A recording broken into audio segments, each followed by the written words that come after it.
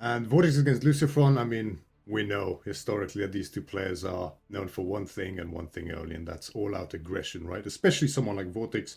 LucifroN has been known to sometimes favor a bit more of the macro side here and there, right? But, I mean, they're known as the Spanish Bulls for a reason, right? They see red and they charge in after all. That's an excellent point. And, that should make some very fun, maybe even fast games here. Rus obviously can be very aggressive. Chinese can be very aggressive. On bald land, lots of opportunities to run around the base. Should be a fun one. What do you make of their, we got 4 or 5 minutes here before we dive into game number 1. What is your take on looking at the drafts here? What do you make of the drafts and the bans? Yeah, well, we see HRE Jushi banned on LucifroN's side. VortiX is unable to play Delhi and HRE on his side. I mean, HRE is, pretty much at 100% ban rate at this point. I don't think we've Yeah. seen a series where it has not been banned. It's just such a solid civilization. Playable on virtually every single map in the game, right? Whether it's Ark and Chapel or Minework now as well is a very good option. They're just so versatile. They have an answer to every situation. They never feel like a bad pick, so it doesn't surprise me too much. The Delhi versus Jushi dichotomy is quite interesting. Delhi has recently gotten a little bit of a shave in their power, right, as we saw. But it's Mhm. still a really solid civilization, and Jushi, of course, on the other side, is also very, very solid. So no surprise to see that banned after that Lancaster and Delhi. But moving on to the picks, we have Marlians and Jushi as the first picks, both very, very strong picks. I know LucifroN particularly does very much enjoy his Marlians, right? So seeing him prioritize that as the first pick is a little bit surprising. I would have expected maybe something like a second or third pick, but still, it is picked up rather early by him as the priority. And then French. I mean, LucifroN is definitely known for his French, right? One of the Night Kings. Yeah. So yeah, no surprise to see him prioritizing that. And then we have Ayyubids, Mongols, and Lancaster for him as well. Whereas on the other side, Byzantines, JD, Japanese, and Ottomans. And look, I mean, we have seen the meta shifting quite a lot since the new patch, right? Mhm. A lot of civs are stronger than ever before. People are still figuring things out, so bans and picks will look very, very different now than they did last patch, of course. And Yeah. people's preferences and priorities will come forward now more so than before, I would say, right? As people figure things out, they're not quite sure as to what exactly is the best and what is the strongest. So people are more likely to lean somewhat into comfort picks, I would say. Mhm. And I do think we see some of that here today. Yeah, I agree. It makes sense, right? Like if you don't know what the best is, play what your best is. And I think that's kind of some of the philosophy going in. I do think it's interesting at looking at the bands that 3 of the 4 bands for both sides are the 3 same civs. We've got Templars, Delhi, HRE. We mentioned HRE and Delhi both being banned, but Templars as well. Those 3 civs banned on both sides. So neither player wants to deal with those. And then of course we got Lancaster and then Zushi on either side as bans as well. But yeah, 3 of the 4 being the exact same civs. That kind of gives you an inkling as to what these players feel about the current meta and what civs they don't want to play against. Completely right. And, there are those civs, like we mentioned, like HRE, like Jushi, like Delhi, Lancaster, of course, and Knights Templar, which are just so solid. These are very versatile civs that work almost on every map to some extent. So Yeah, and these maps having all very these, similar in some ways, right? All land maps, exactly. very I don't think we have a single pond on any of these maps actually. Not so much No, as one completely fish to be right. had. Yeah, that's right. And Yeah. it does make sense to take away the civilizations that are very versatile, right? Because if they're playable on almost every map in almost every matchup, then removing them limits the opponent's choices, and you're more likely to end up forcing a matchup that's favorable to you and that's unfavorable for the opponent, right? Exactly. We're looking at right now Group A, the standings. B with 3 series wins, won 9 out of 10, or 9 out of 11. He's 9-2 right now, so he's doing really, really well. VortiX has won 2 or 3 of his series, winning 8 out of 5, 8 to 5 games. Beastie obviously has won 2 of his series as well, 6 wins, 4 losses, and then we got CSO 1-2 on the series, 8-8 for the games. LucifroN 1-2, 5-6. Wham 1-1 with a 4-6. Then Corvinus and Valdemar almost identical at the bottom there with no series wins, 2-6 for Corvinus and 1-6 for Valdemar. A pretty fun B with an early win here. Group B, Louis leading things off. Same record as I think our top leader in Group A. 3 wins, all series wins, and then 9 games won, 2 losses. That's a really high level that he's playing at.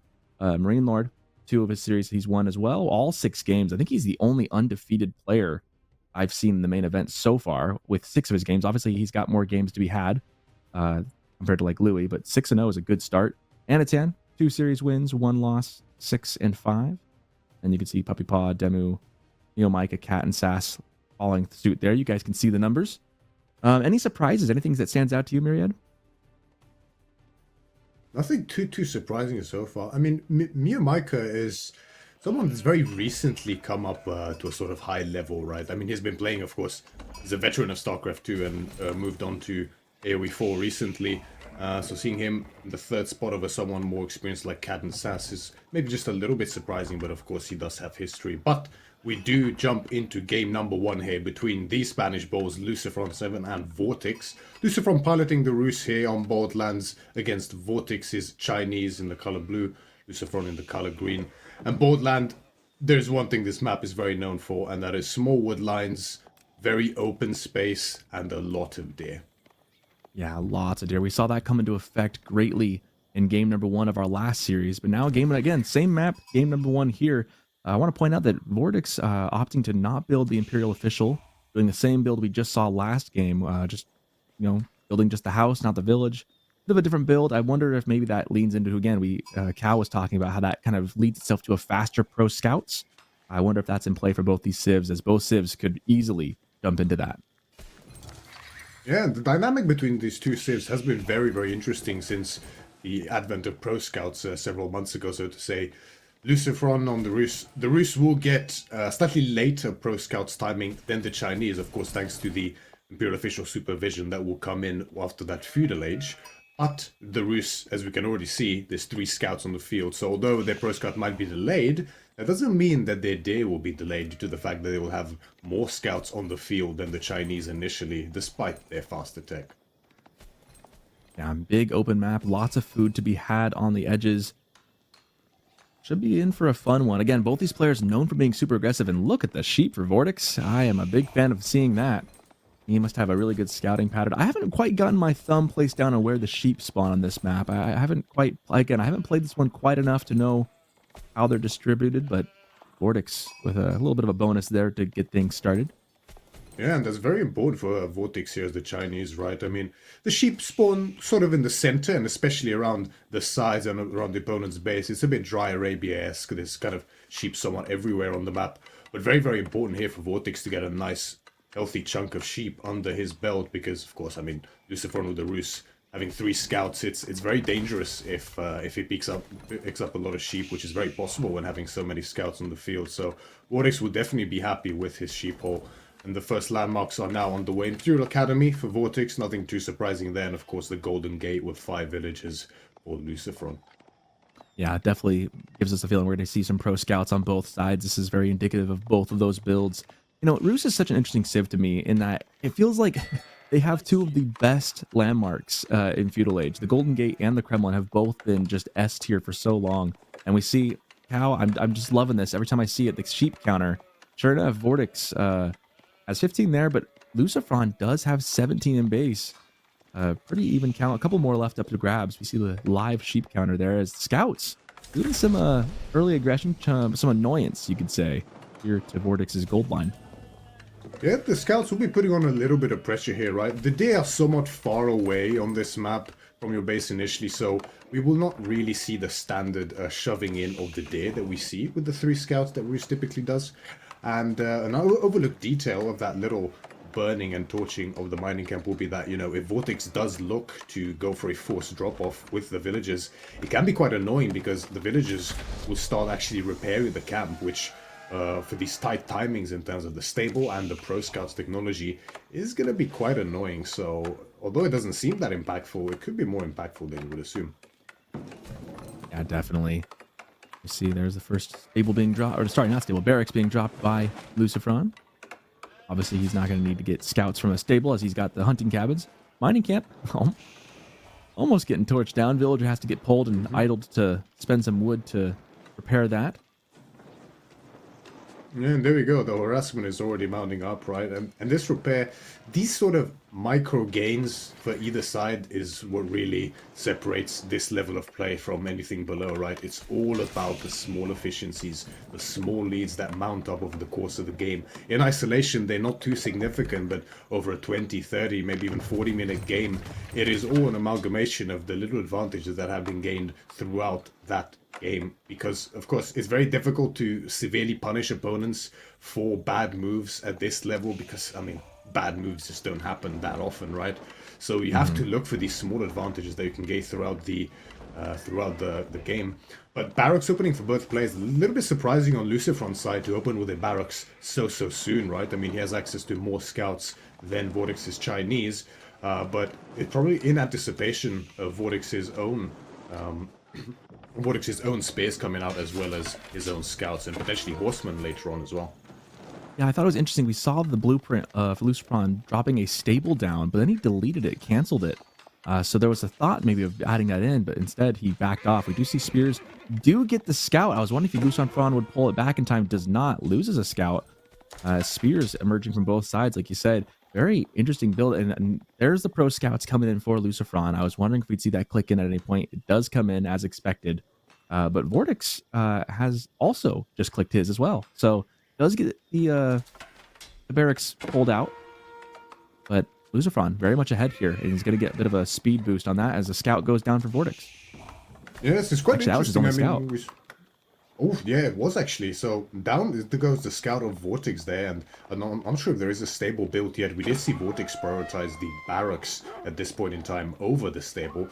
He had to get rid of those pesky scouts on his mining camp because they were really a drain on his wood at that point in time. So well done to him there for taking that out. It was kind of necessary. Yeah, stable is up now. Pro Scouts is in for Vortex as well, so the deer will be started collecting. But yeah, definitely a lead here for LucifroN when it comes to getting these deer in earlier. Yeah, he's got a little bit of jump start. They both players have the spears on the field. It's always kind of fun when we see spears on spears go at it, because neither of them do a ton of damage to each other. And so it's always kind of like a fight in slow motion in my mind, where the numerical advantage can matter, but there's not a lot to look at besides them just kind of jabbing each other. First deer exactly, coming back in. Meanwhile, there are a number of scouts of Vortex just pumped out. We got to remember that with the Imperial officials, it doesn't take very long for him to pump out units as well. Must have supervised that stable he has to get a bunch of scouts out very quickly, as he's already matched the numbers that LucifroN has. Archery range now on the field for LucifroN as well. 2 already in queue here. So he will look to put a little bit more pressure and activity in this feudal age here. He will want to use those archers in order to secure more of the deer for himself. Just like you said, Sogaden, the spears is a kind of screen for the scouts in this early part of the game. They will kind of be used to sort of split the map into zones of influence as to which deer belongs to who, and it comes down to which player is willing to invest more besides spears in this feudal age just to press the advantage and try to secure themselves more deer. Of course, the caveat for that is that it will lead to a delay in whatever the next play is, which normally will be Castlage in this kind of a situation. Speaking of, Barbican of the Sun now on the way here for Vortex, and I really like this play, I must say. With the threat of horse archers potentially coming out in that Castlage from the roost, especially on an open map like this, just having some level of security and extra vision on that front side with that gold vein over there is really, really helpful for Vortex. Sure, it slows down his Castlage, but Song Dynasty will be very helpful in slowly mounting up the villages, and of course the defensiveness of the Barbican will come in very, very handy. Yeah, I agree. It's definitely a good thing to hold that down. And I guess with horse archers being a threat potentially in Castle Age, the best thing to do to counter them really is, it's like static defenses work really good wonders against that. You do see some spears, back and forth, killing a wolf. Deer being kind of spread around as they keep going for it. They've both kind of done this linear thing where they both go for the same, or just one deer pack at a time. Sometimes you'll see players spread out their deer or their scouts to go at different packs at the same time, but with the spears in the play, you get the sense that they kind of want to do it all at once or nothing. Make sure they don't lose any trickle damage from dying scouts. Yes, it's very true. It's always this sort of dance between how many scouts you commit to different parts of the map as opposed to trying to grab as many deer from one section of the map as possible, right? Because stray spears, especially now with how slow scouts have become, can do a good job in preventing any kind of deer being picked up, as we see LucifroN doing on that north side. Juganu now out on the field for Vortex as well. I wonder if the Barbican was specifically a play into making sure that these Juganu do go out onto the field to turn the tides in the fight, because of course they will trade very, very effectively against these archers, especially in low numbers like this. Yeah, having Song Dynasty, and like you mentioned, like the villager increase in the production there, but yeah, having the unlocking the Juganu is a huge add-on. Meanwhile, though, LucifroN adding that trade house right now in a pretty good spot given the lack of wood in his base. In fact, this might be the only spot that actually works. I mean, obviously you got those two large wood lines in the middle of the map, but you're never going to put a high trade house out there. So I'll be curious to see how much gold he gets for it. But one thing to consider too is that this is a nice open map, and Roos likes open maps, but there's not a ton of wood. And so the longer this game goes, that could affect Roos's game plan. And we do see, of course, the astronomical clock tower coming in for Chinese. Nested Bees will probably be on the menu. Nested Bees will undoubtedly be on the menu eventually, right? And as you mentioned, very nice juicy little spot on that high trade house. Normally difficult to find on a map like this unless you're willing to really go crazy and venture out to those large side wood lines, but no crazy shenanigans like that here today. Horse archers will likely be on the menu here for LucifroN, but instead we see a knight, 2 knights even being queued up now. So, you know, it does make me wonder, because we know LucifroN and VortiX practice a lot together. I mean, they are brothers after all. They have luckily practiced very much in preparation for this tournament. To what extent will they try to subvert each other's expectations and what they used to hear against one another? And maybe this knight play as opposed to horse archers might be the start of that. Yeah, it's as much as we loved going into the mind games of players when they're brothers, as LucifroN and Vortex are, like they just know each other so much better. And so, like you mentioned, like can they subvert the expectations of each other? Can they surprise each other? You gotta imagine that there's like a whole heightened level of gaming and chess going on behind this as they try and outmaneuver each other. Yukino getting some good pickups here. That one down to 1 HP in a dream, but manages to stay alive as Vortex just picking off bit by bit. But those knights looking pretty scary for LucifroN. Even against one spear, he can take this fight easily. Yeah, so these Ruse Knights are no slouches the later it goes in cast stage, right? Boyar's Fortitude, a significant increase in health for them when LucifroN does get to that stage. And on an open map like this, these Knights will be very effective in securing the rest of the day in LucifroN's favor. And it makes sense actually going for these Knights as opposed to some Horse Archers. I mean, with Zuganu and Space already out on the field, it's, you know, horse archers are very strong, but in small numbers they're not very scary, and Zuganu would trade quite effectively against them. So opting for the knights here instead to win out on these small skirmishes, definitely a very apt choice by LucifroN. Well, that's going to bring Lancers out for Vortex in response as well as crossbows. We do see the first Nested Bees out on the field and another one on the way. There's number 2 right now. And you gotta wonder, like, what the plan is. Like, it's gonna be really interesting as we see a raid right here. One goes down. I'm probably gonna get number 2. Cheeky little Wololo, but unfortunately, that a victim of bad pathing, it's smitten down along the far side of that gold vein. So 2 Vil kills now for Vortex. I'm wondering, like, long term.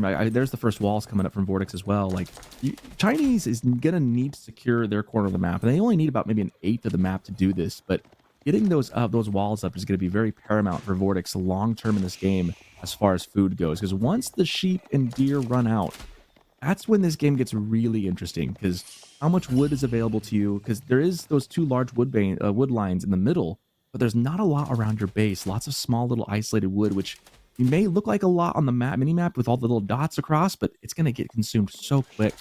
And we see now plays for the relics continuing, as LucifroN has snatched 1 already in and 2 in hand. He's going to have 3 off the bat and only 1 for Vortex so far. Yes, it's very difficult to contest these fast warrior monks on the map for these relics, right? So it doesn't surprise me too much to see the lion's share of the relics going over to LucifroN. Would big charge in here by LucifroN's knights onto Vortex's lancers. They will try to skirt off towards the edge here, but they are being chased with the knights hot on their heels, and they are undoubtedly... It's quite unlikely for them to make it out alive in this situation. But numbers building now for both players. We see Vortex putting a heavy priority on these Nested Bees here, despite the fact that there's not too big of a ranged mass out for LucifroN. Maybe part of it has been the expectation for those horse archers, and Nested Bees would do very effectively against those. But so far, Vortex is quite content to sit in his base, consolidate his economy. We see wheelbarrow incoming out for him as well. Most of the eco upgrades already in for him by this point. So, oh, quick Wololo with the knight now. You understand, the warrior monks are quite tanky in this stage, right? So The Wololo will not be contested, but of course the knight will be able to Oh, chase, so the he relic will is get. dropped. That'll be enough to get the relic his though. Oh, but Lancer's coming in. I was gonna say the knight's coming in to defend. I hope they can. Maybe I want to see if LucifroN can see it. But right now, relic in hand for Vortex. He might just get away with that one and keep it 3-2, which is really good for him because right now LucifroN is down a little bit eco due to the merit of Vortex having, of course, Song Dynasty. Even with that one TC, he's getting an extra, basically an extra third of his TC added on top again with Song Dynasty. So as the game goes on, he's going to keep creeping up that eco, and with the IOs doing their thing. Chinese has a really difficult economy to keep up with. Now, of course, LucifroN has some passive gold and has the majority of the relics, but he would have much preferred to have 4-1 as opposed to 3-2. That's very much true, right? And as you mentioned earlier, Sokoton, I do wonder how this game will progress. There's plenty of directions it could go on. Now, one of the first sacreds, both sacreds, that's actually being locked in here for LucifroN at this point in time. There's really two ways here to play as Rus, I would say. Either you try to play the scaling game against the Chinese, which, although was difficult in the past, is now a bit better than before because of the new bounty system favoring Rus late game quite a bit. And of course the hunting cabins, gold adding up, being able to contest the taxes for Chinese. Rus is quite the late game powerhouse now, able to even hold a candle to the Chinese, so it's not out of the question to go for a boom, and with stone mining starting now for LucifroN, maybe a second TC might be in order for him. But Vortex is going to have to make a decision as well. Does he look to hole up and allow these sacred sites to be taken? Because although he has 4 nested bees at this point in time, I'm not exactly sure whether he has the military mass to protect them if he decides to leave his base. I would say he definitely doesn't. 50-26, and Boyer's Fortitude coming in right as we speak. So the knights that are on the field, those 7, are going to get a much more tanky. But 4 nested bees is a scary thing, but they're not. If they can get a good shot on those crossbows, he'll be in a good spot. Question is, again, like you said, what's going to protect those as he does that? Oh, he's got his crossbows of his own. That's true, and although crossbows is, very effective units, of course, they're dealing a lot of damage. They're not exactly a reliable front line, without a doubt, so you will need a lot more spears, and maybe even Palace Guards if he wants to move out at this point in time, because the Chinese economy is very powerful and scales very effectively, but at this point in time, with a high trade house, 3 relics, and I think a lion's share of the day potentially going over to LucifroN as well, it's very tough to make a move out onto the map as Chinese from this position. And I mean, we see already the wars are extending for LucifroN, trying to grab more of the map over to himself. And he's in a pretty cozy position. I'm surprised he didn't make a play for that second sacred side yet, although it is slightly closer to VortiX than to him at this point in time. But yeah, second TC is going up, so there will be no all-in shenanigans at this point in time. And this is the safe, responsible way to play. I think I agree. It's responsible for LucifroN. I think getting the next town center is really crucial for keeping up. So that means if Vortex does add another town center, LucifroN's going to keep up. We do see him pushing out, posturing on this sacred site. So some no man's land happening here as the trenches are being drawn down the middle of the map. You can definitely see, just look at the mini map, just kind of the jagged lines as they claim what they can. You see, I think there's an interesting thing to note that LucifroN really prioritizing those wood lines that he can get to. And I think he got kind of a better spawn than Vortex did in that regard. More of those little wood patches in his vicinity, because obviously Rus needs a lot of that wood. We do see, again, 2 town centers, so 70-58 now. Military numbers are evening out slowly as well. It's 52-41. There was a moment there where Vortex was really down quite a bit. And we see the first granary coming out as well. And this is so crucial for Chinese. If they can get this going up, they can play a very long game. The next question from here is going to be gold income, which, of course, for Chinese, not as big a concern as some other civs would be due to passive taxes they can grab.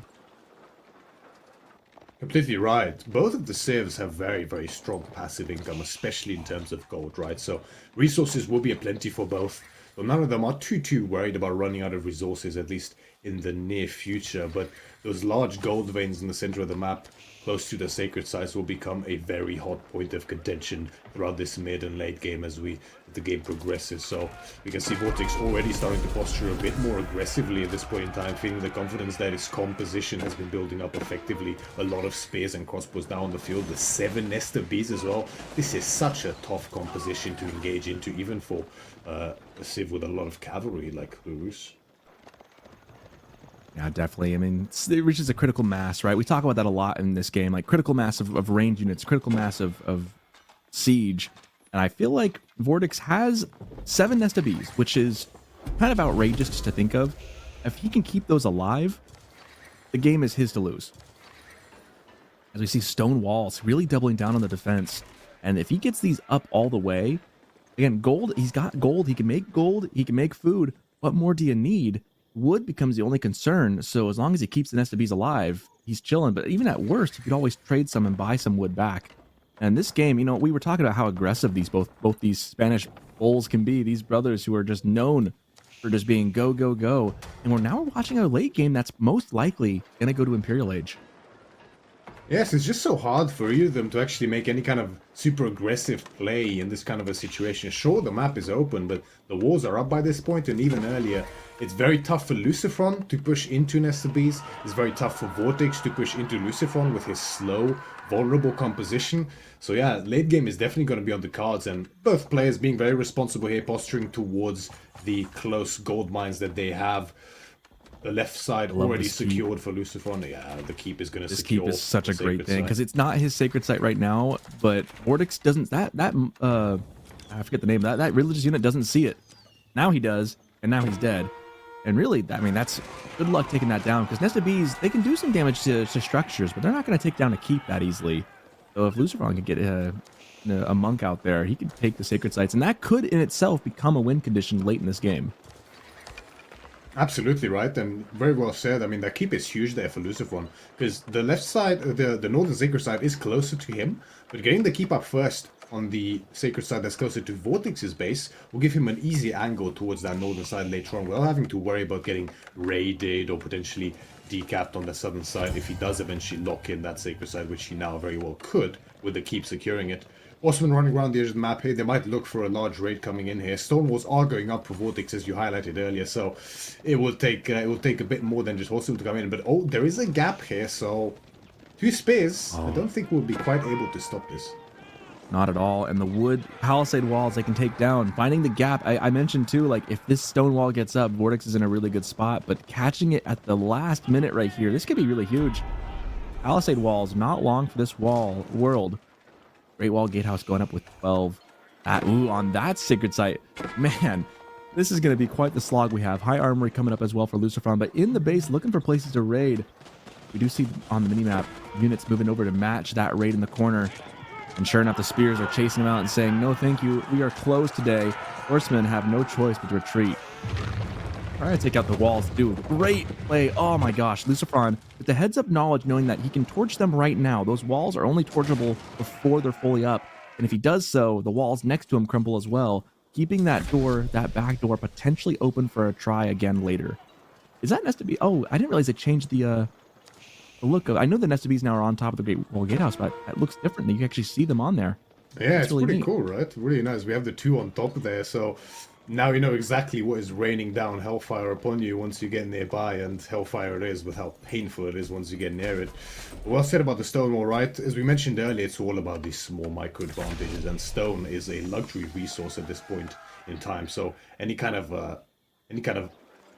advantage you can eke out there by denying some of the stone, wasting it by burning down that wall, all of this adds up throughout the course of the game. But notably here for VortiX, right? I mean, he's neck and neck so far with the villagers, thanks to that Song dynasty.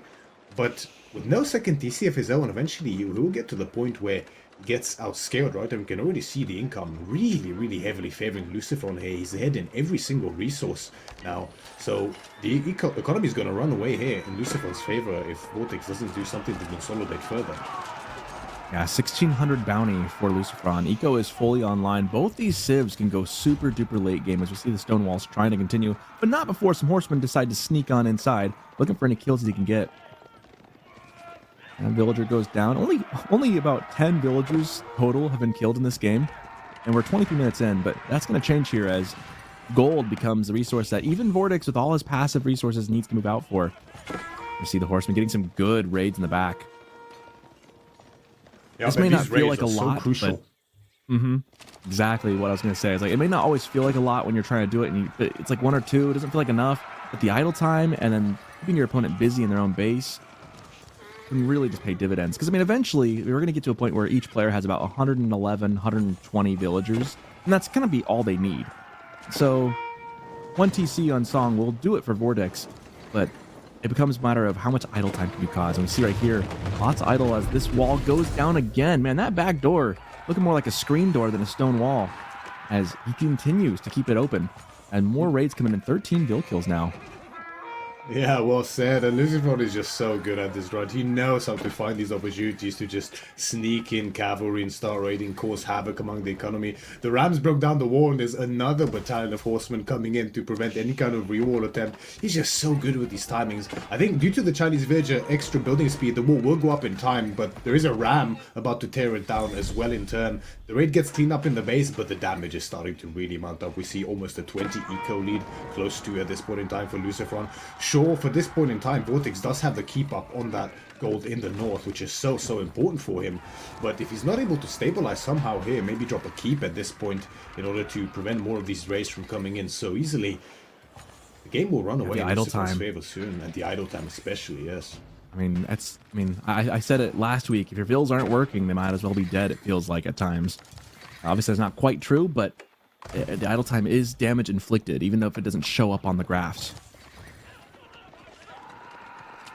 Finally, moving the crossbows and juggernautes and spears down.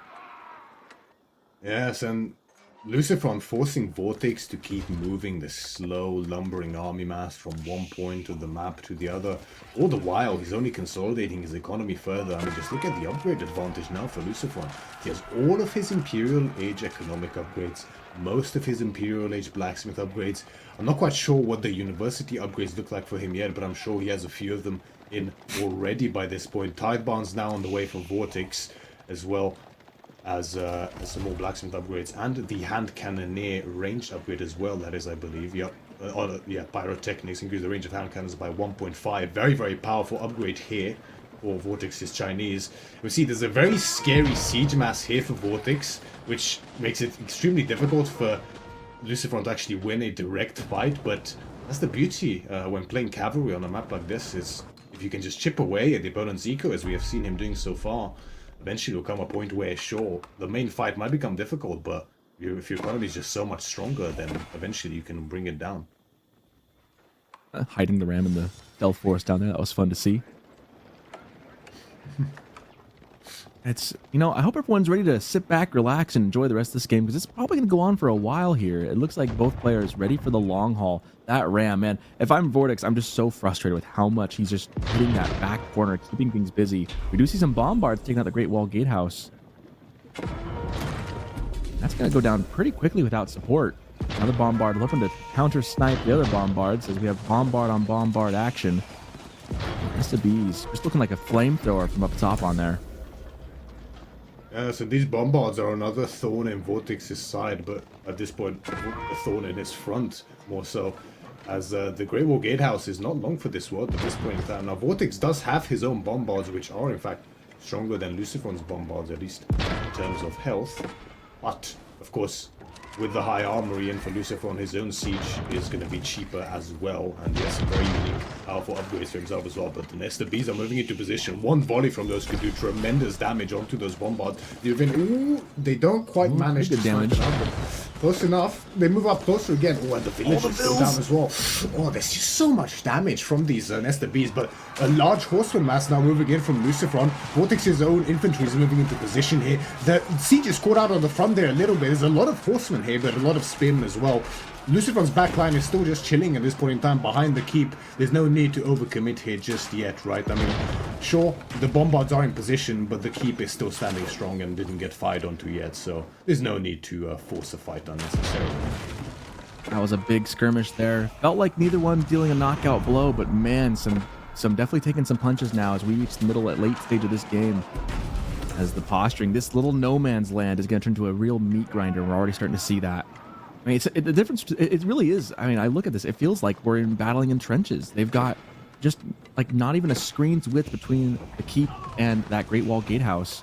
And now, this is the thing I was considering too. Will there be a chop through at some point as these walls get eaten up around with the wood? That could open up some extra doors and windows maybe for LucifroN to sneak in. But man, spears all over these horsemen. They're going to go down and get swept off the map. But not before bombards coming back up to try and take down the Great Wall Gatehouse. But in comes a siege from Vortex. They get a shot off. and misses just barely. Some good play from LucifroN. But this one might land. Yep, another little volley gets fired out there. Great Wall Gatehouse did go down at this point in time. That little distraction raid by LucifroN was very well executed, right? Drawing the army back, allowed those bombards to go forward and finally sniped down that Great Wall Gatehouse. So this opens up the map a lot for LucifroN here. Now a fight is much more feasible for him. And you did very well, Sobran, to highlight the importance of those chop throughs, right? There's only so much stone on this map, and I mean, there's still stone on the edges of the map in the far north and the far south, but those are quite difficult to get to. So, you know, once the pathways start opening up into the base, it will get much more difficult, but the fight is now starting. The siege is moving into position now. Bombards go ever forward.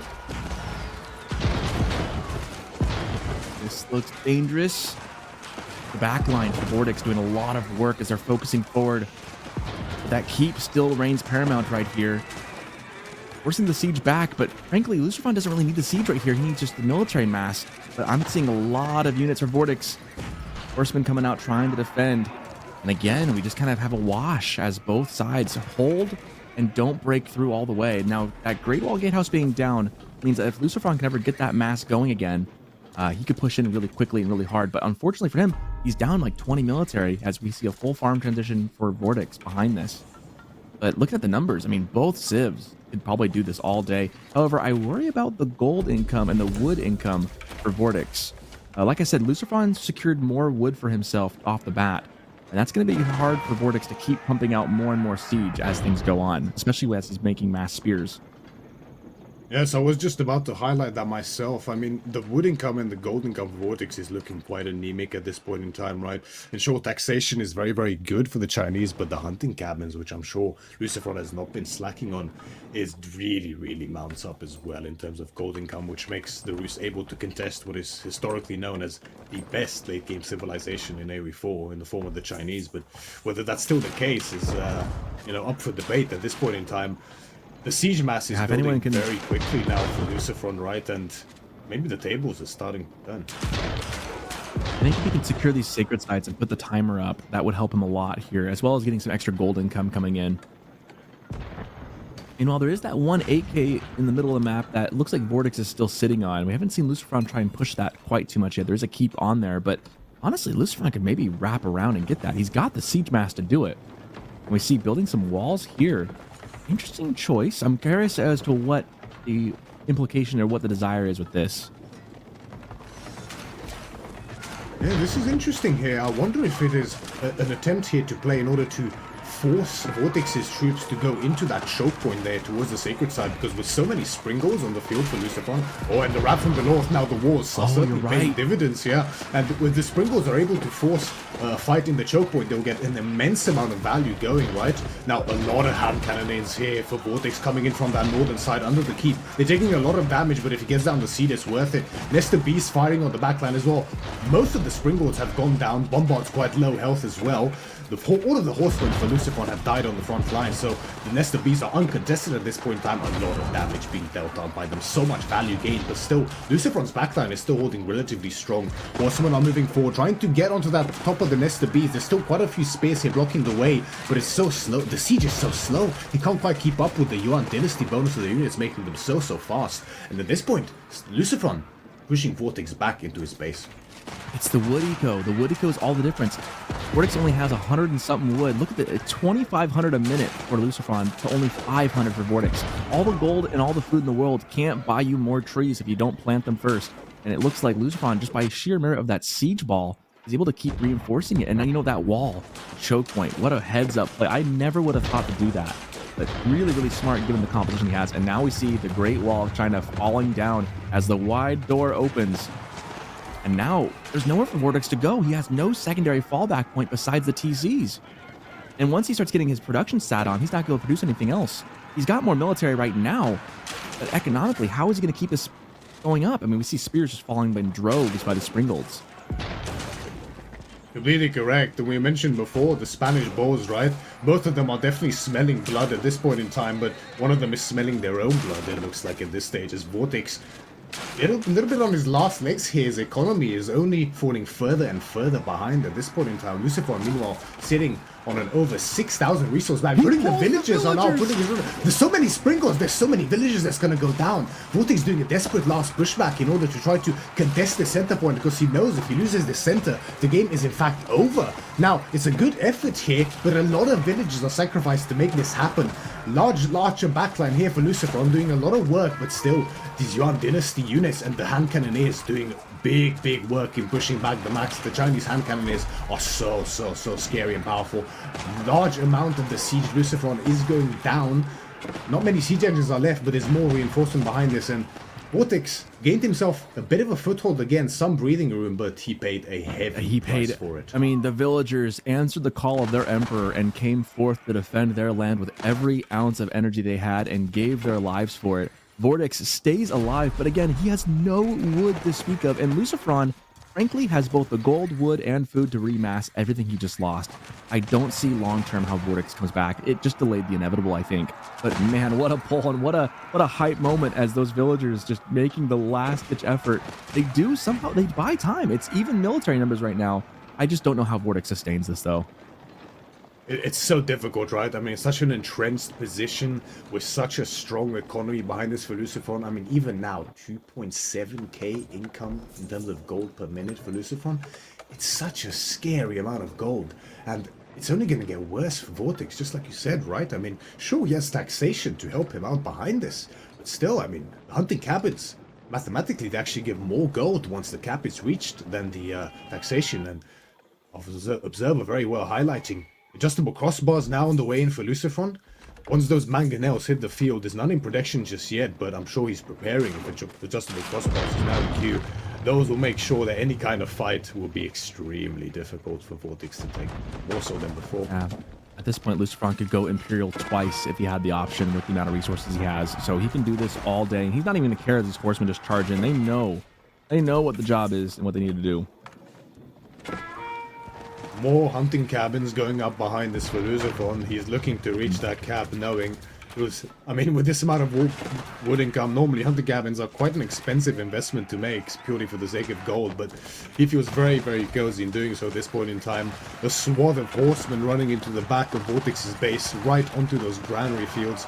And these archers can't really stay here for too long, right, against the extra range hand cannoneers and the front line for VortiX, but I mean, damage at the same time, do you care? I mean, you could just kind of throw them away at this point, right? I mean, we're in the late game now where you have such a big bank. It's not any good to you if it stays in the bank. You'd rather just keep trading and force your opponent to run out of resources behind this. And I think that's what LucifroN's going to be able to do. He does have to pull back for a moment, trying to keep the siege safe. Again, I wish he'd capture the sacred sites. I think he's just so pop-capped. He's got 2 warrior monks in the queue. I'm sure that's probably a thought he's had, but just hasn't had the pop space to get them yet. Yes, it's a suffering from success kind of situation here for LucifroN, right? I mean, he has the warrior monks in queue, he keeps throwing horsemen and archers at the enemy, hoping that they pop out, but he just remasses back to 200 just way too quickly, right?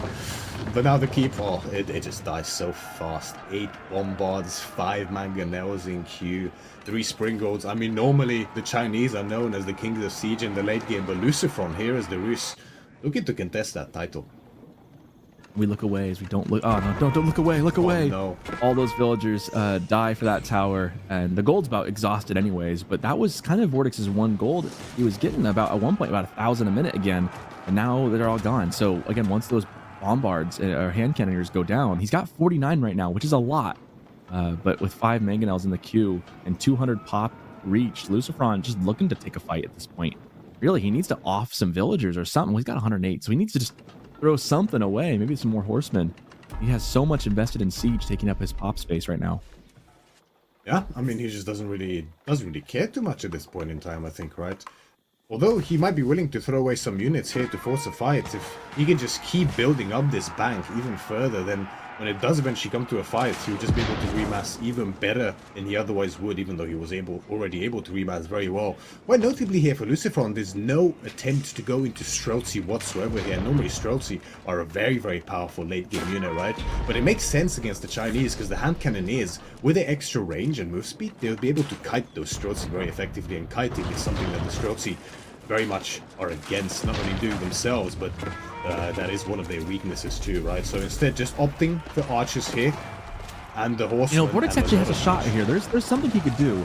He Yep. has 111 military units. He over doubles what LucifroN has. He's lost so many villagers. He's actually got the pop space to do this. Part of me wonders if he goes for like a landmark snipe, just gets on the production and sticks on it. There's like a shot, like a go for broke shot where LucifroN could get overwhelmed by Vortex. He pushes in with all these hand cannons and spears. The question is, can he do enough damage? I don't know. The numbers are evening out very, very quickly. I almost wonder if, like, at what point you kind of like start trying to stockpile, you know, fire lancers and just go for the landmark snipe. But meanwhile, in the back line, LucifroN putting any notion of that idea to rest as he's raiding the farms relentlessly. Vortex down to 150 pop.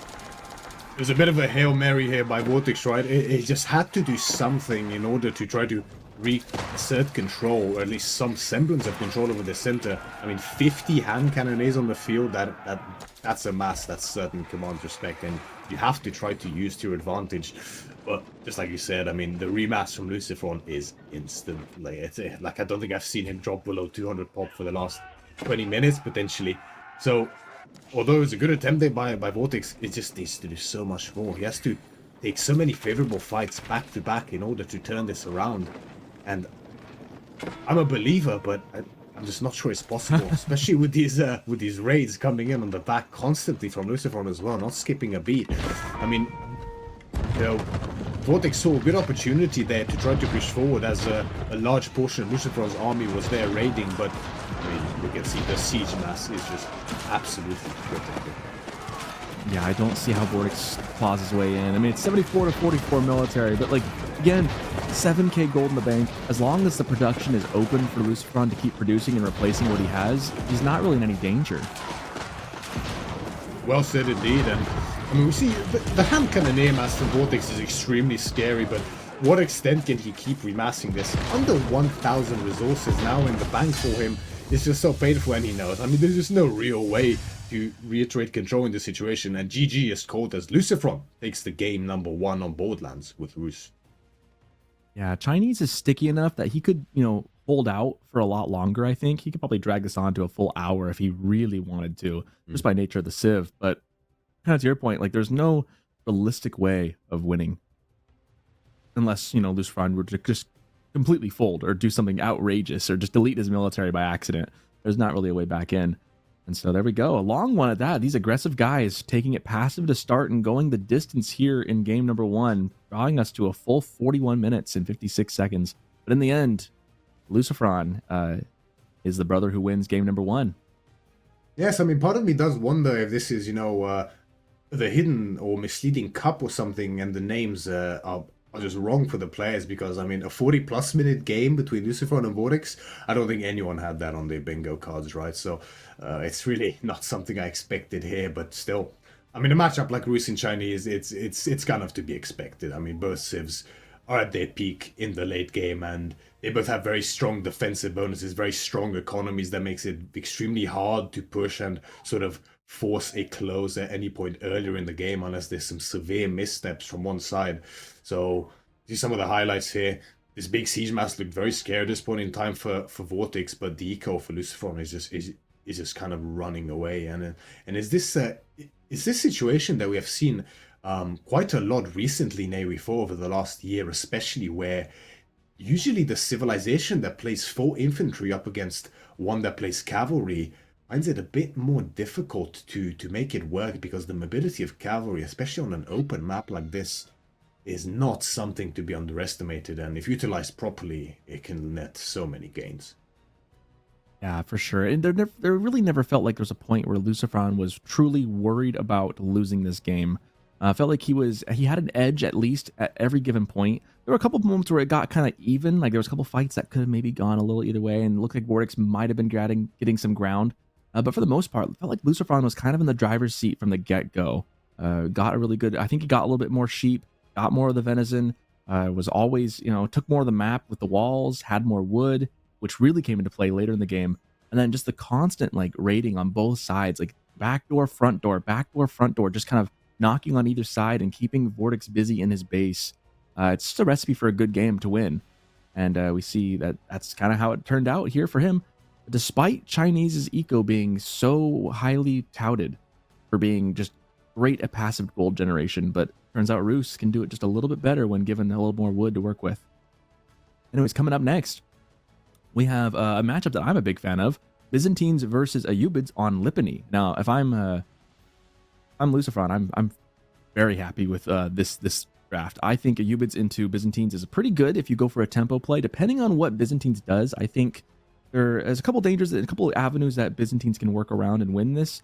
But I think this is a very good map for Ayyubids. I like the matchup. If I'm LucifroN, I'm hoping to maybe get up 2-0 here early with this one. But of course, Byzantines is versatile as ever, and so I'm sure Vortex is probably going to try and play aggressive. I wonder if we'll get a Hippodrome. I wonder how aggressive he'll be, or if he'll go for the winery, which is usually the go-to choice, because like Hippodrome into Ayyubids wouldn't feel very good given the cavalry being camels for them. Well said. I mean, it is a very interesting. Both civilizations, it's one of their best maps here, right? Lipany is specifically known for having a lot of berry patches, right? And both Ayyubids and Byzantines, definitely civilizations that love berries without a doubt, right? The olive oil for Byzantines is going to pay a lot of dividends, and the extra gathering rate on the berries, as well as potentially the extra food that is in those berry bushes, if we see the growth wing, which is very, very likely, of course, for Ayyubids. Powerhouse civilizations on this map, as you said. Maybe Byzantines has seen some more success recently than Ayyubids. Generally, a more sort of safe, solid pick, whereas Ayyubids are very reliant on tempo and always being one step ahead of the opponent, which is something that LucifroN is going to have to do in order to Riddick ahead in this matchup, because ultimately the Byzantine economy is just absolutely on another level, right? Especially as you get up in those system levels. And that's the biggest fear for Ayyubids, is I think their tempo early in this game, it's going to feel like they're going to be really, really good. Once they hit castle, they're going to feel really, really scary. But once the food, if Byzantines can slow this game down in Castle Age, you're going to see the wheels fall off for Ayyubids. As we see the game paused in front of us, giving us a second as we dive in here. There we go. As we are underway, it'll be VortiX in the blue, LucifroN in the green as Ayyubids, and VortiX, of course, as Byzantines. Of course, this Lipany is not your standard Lipany spawn. This is your EGC Lipany. Yeah, that's completely right. A slight notable difference from the Lipany you would see on ladder, right? Slightly more even, fairer spawns, which, I mean, the Lipany on ladder, the less said the better, frankly, about ladder Lipany. But interesting opening here for Vortex. We have seen this becoming very, very popular recently, right? Heading out onto the stone with a mining camp, onto the gold with a mining camp, and that first house being built means that Byzantines will be able to afford a cistern straight away. Now, interestingly, the cistern cost change has been a curious sticking point here for Byzantines, because early on the cisterns are more expensive, right? That's what we have seen. But as you get up to that level 2, 3, they are actually much cheaper than they were before. So although getting those first two cisterns is much more difficult for Byzantines, really, I mean, at these early stages of the game, you can gather up the stone very safely and quickly. So getting level 2 is not really that difficult, although it's slightly slower than before. But when it really is felt is when you get up to that level 3, 4, and 5 in the early parts of the feudal age, potentially. It's just so much easier to do than before. And that water level will grant a significant extra increase in gather rate, to the point where I'm tempted to say that Byzantines are stronger than ever before.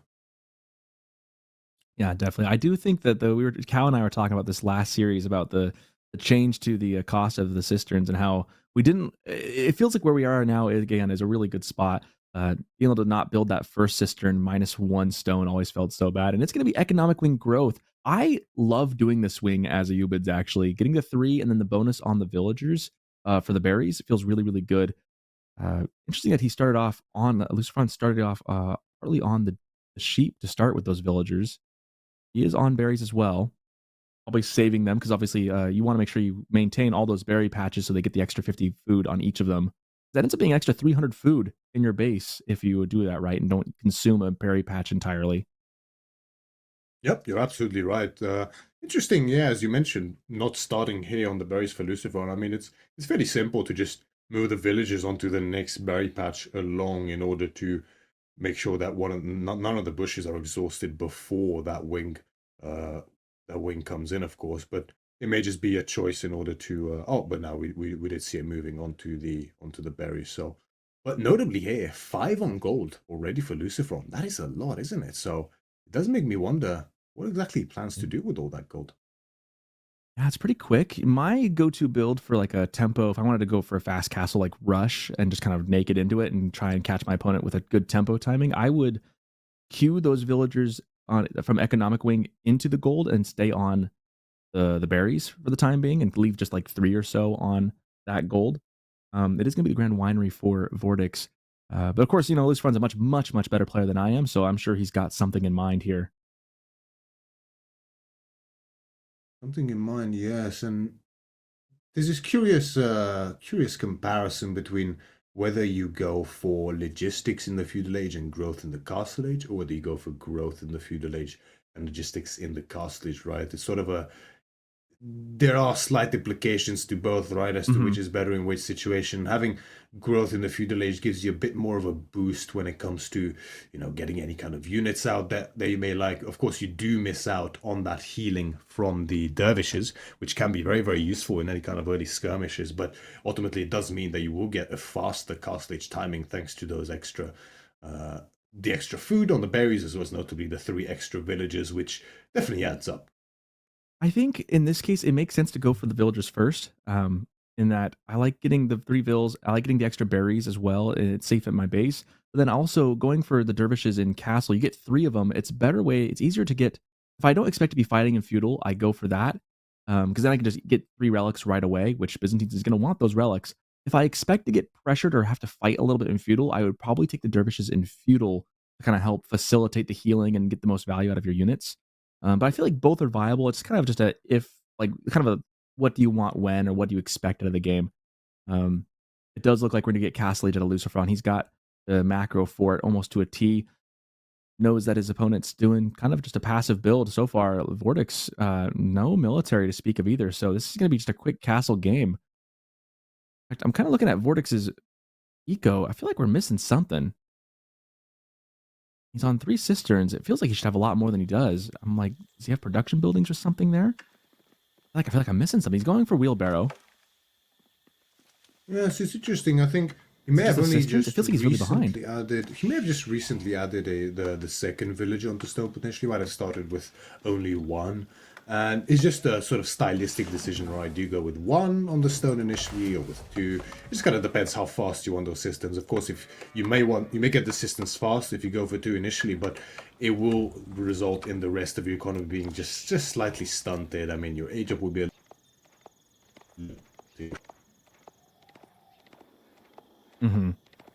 We see Logistics Wings is coming out. This is like my way of playing it. This is exactly, if I'm LucifroN, this is exactly like me, Socraton. This is what I would do. This is exactly how I would play this matchup so far, and I'd be very happy with where I'm at. So I think the timing is going to be in a good favor. Like, obviously, if VortiX... Now, the tricky thing is that this timing doesn't work out for whatever reason, then LucifroN's going to be up a creek without a paddle. But I think he has the option of going both Ghulams and Camel Lancers here into Castle Age, and I think if he can get those into the base quick enough, VortiX is going to be in a really rough state because he's nowhere near Castle Age. And he's just on 1T. It's basically just all on the cisterns. I'm really kind of concerned for VortiX here because LucifroN could really dial up the tempo to an 11. Also, shout out to Cow and our casting and production team in the background for fixing the audio. We weren't able to hear that for a while either. I'm sure some of the viewers might have been missing that, but just in time for the action, we can hear the horns being sounded as the first Limited dive onto the gold, trying to get some kills. 2 are going to get pulled back. No kills just yet. Gold very crucial for LucifroN here early because the moment he gets up an age, he's going to want to flood the earth, probably with, I'm wondering if he's going to go for either Camel Lancers or Ghulams to start out. Ghulams would obviously trade much better into Limited. A little slower, however. There goes a scout. He's going to double down on the camels, it looks like.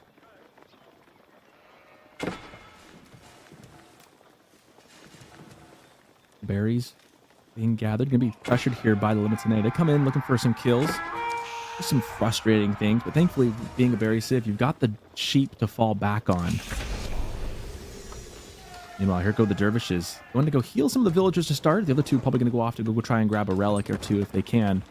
And I imagine the camels in queue already. 3 Camel Lancers coming out Today, don't care, says LucifroN as he prepares to send out the camels.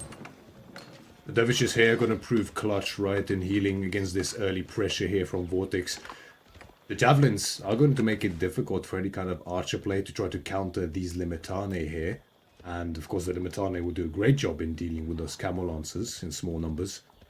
And this is kind of why I was thinking maybe going for like a couple Gulam could really prove effective here. Because they take care of both of these. I mean, obviously the Javs have a high rate of high damage and output, but like a couple Gulams to deal with the spears would be really effective as opposed to going archers. But the only downside is you're really strained for gold. He's going to opt for archers, however. And breaks that down, however, and seeing as he's getting pushed. This is where the window where VortiX is very dangerous. LucifroN needs to get his eco up online. Absolutely. Sorry, right. LucifroN needs to get his eco online. Normally we do see just a few units being made by the Ayyubids in that feudal age just to, put a bit of pressure on the Byzantines because their economy, although very strong, it takes a little while to get going, right? They have to get their systems up, then you get their olive oil in, their gold as well. There's plenty of points to strike there with a few desert raiders or horsemen or whatever it might be. But LucifroN just opting for as fast of a castle age as possible, and it may bite him in the behind here a little bit as VortiX looks to have no intentions of macroing to castle anytime soon. As 2 Cairo Siphons on the way now, and he's going to look to put on a lot of pressure here. Now we see the Gulams coming up. I would have, like I said, I would have started with Gulams, honestly. My go-to is I like Camel Lancers, but the Gulams, knowing what Byzantines can make, feels like Gulams counter everything they have in Feudal Age. I'm kind of surprised he leans so heavy into camels. He obviously is now trying to pivot, but it might be a little late. Obviously, 2 dervishes with relics is going to be like an incredible amount of healing for the Cairo Siphons, trying to torch stuff down.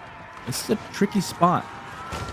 Definitely a tricky spot. We do see the engagement coming in here. Camelons are looking to get a charge and the Gulam there as well to help soak up a bit of the damage.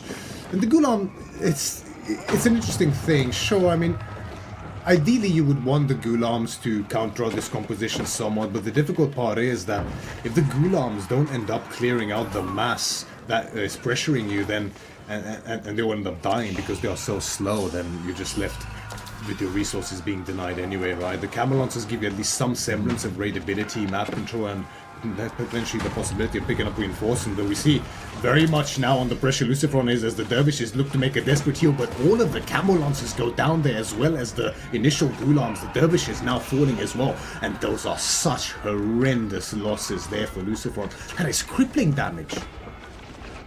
Yeah, this feels really bad for LucifroN right now. I mean, the timing, it's kind of ironic that a tempo timing sieve can get timing attacked so well. That's kind of the risk you play as a Ubids going into a naked castle like this, is that you need to get the right, you need to guess right on the units. You need to take that first engagement matters so much when you're all about tempo. And unfortunately for LucifroN, the first engagement did not go his way, as these Limitane are tanky and they can sit under the town center much better than other spears could. That with the high damage base dealt by the javelin throwers, even with tanky Gulams, they're having a rough time keeping up, and another one drops, and this game is looking rough. The destroyed value is double for VortiX than it is for LucifroN. It can't really get any rougher here for LucifroN, right? I mean, losing the dervishes was really painful for LucifroN there, because with the reduced amount of units he has, sure, they are much stronger units, but he needs to be able to heal them up in order to somehow be able to win these skirmishes. But with the dervishes now dead and they're so expensive to remake, you see he's remaking them now not only to get the gold but also to get some sort of healing on these units. He needs it desperately to be able to actually offset this pressure and get some kind of resources, but VortiX is just so good at this. We have seen him do this with Byzantines time and time again. Just a relentless onslaught and pressure with the Limitane, with the javelin throwers, with the Cairo Siphons. He's slowly starting to macro to Castle Age now after eking out such a lead, because he knows, I mean, I've dealt so much damage already, the nail in the coffin will be those upgrades. Exactly. I mean, he went for the quick cisterns, right? He had like level 3 or 4 cisterns pretty early on in this game. And it takes a while. At first, he had nothing behind it, so there was a window for LucifroN just to dive into the base. I really do wonder if maybe he'd gone for a couple Gulams first, and then a Camel Lancer or two to close the gap with it. If maybe this game would have been a bit different.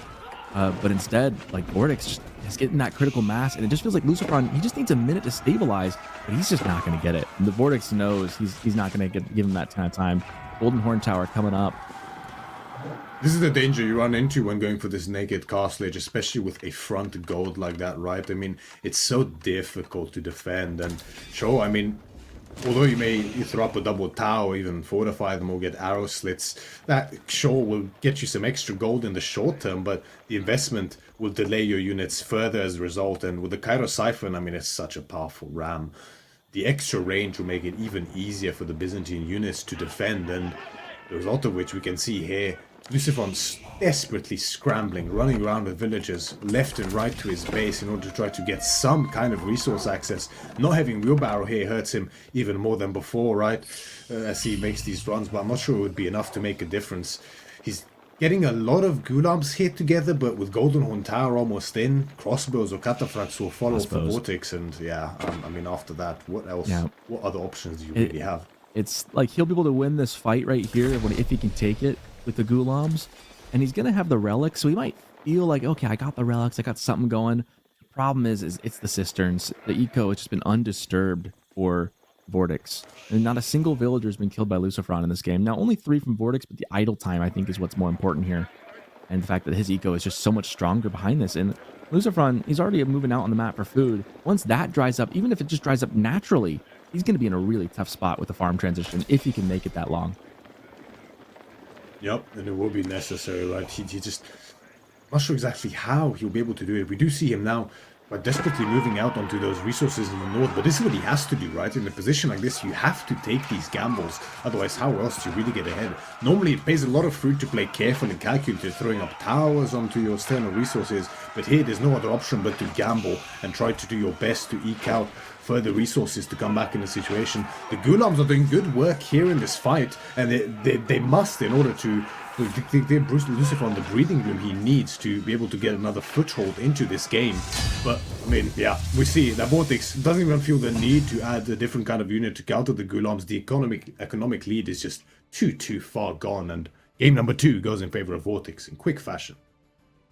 Yeah, those jav throwers do such high base damage. I say that all the time, but it's so critical to understand that that's how they work, and that's why when you get enough of them, they can take out even Gulams in one shot, as we were seeing there. And yeah, credit to VortiX, an excellent game as he takes a game of his own. And now the brothers are tied 1-1 after what was a really long game. This one coming in at only a quarter of an hour, 15 minutes and 40 seconds.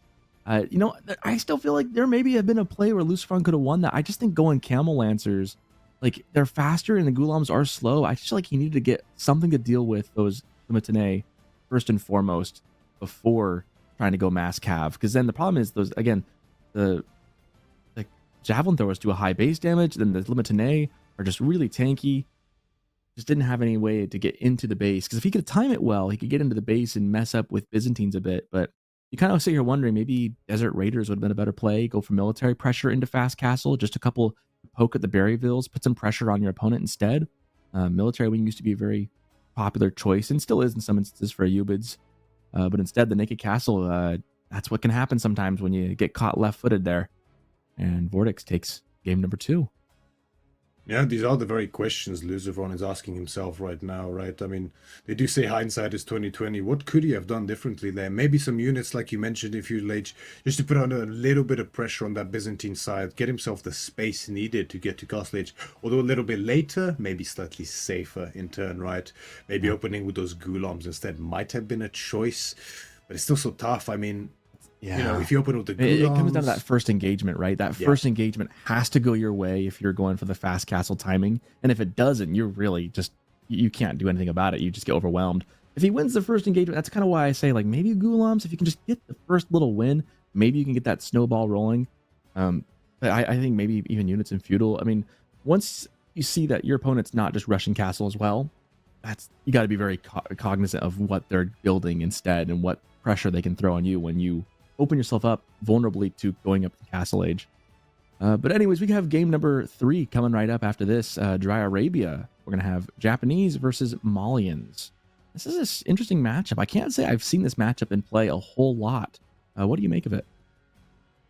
Definitely not a very common matchup, right? It's been a while since I've seen this one myself. I think historically Malians have kind of run away with this matchup a lot, right?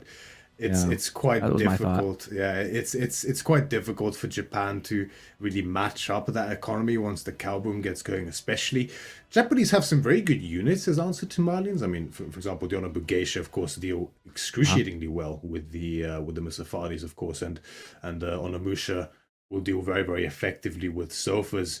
And they're better in this matchup than in other matchups typically. However, you know, the meta has shifted, right? I mean, Yeah, yeah. things have changed. The Yumi cost nerf, especially most recently for Mhm. Japan, it's something that seems so minor, but I really think that a lot of people are underestimating Japanese nowadays, and Japanese are a bit stronger than one would expect. So I'm particularly curious to see what VortiX pulls out of the hat in this game. Dark Age Aggression, I think, is 100% on the cards here for him, right? I mean, it just Yeah, makes so go much for some Dark sense. Age Samurai, Onobugeisha, and Feudal. There's a lot of Yeah. options. Well, you mentioned the Yumi Ashigaru cost reduction. I think that is true because they were always meant to be like kind of like a Zerg rush kind of unit of sorts, right? They're really cheap. They don't do a lot of damage, but you just mass a lot of them really quickly.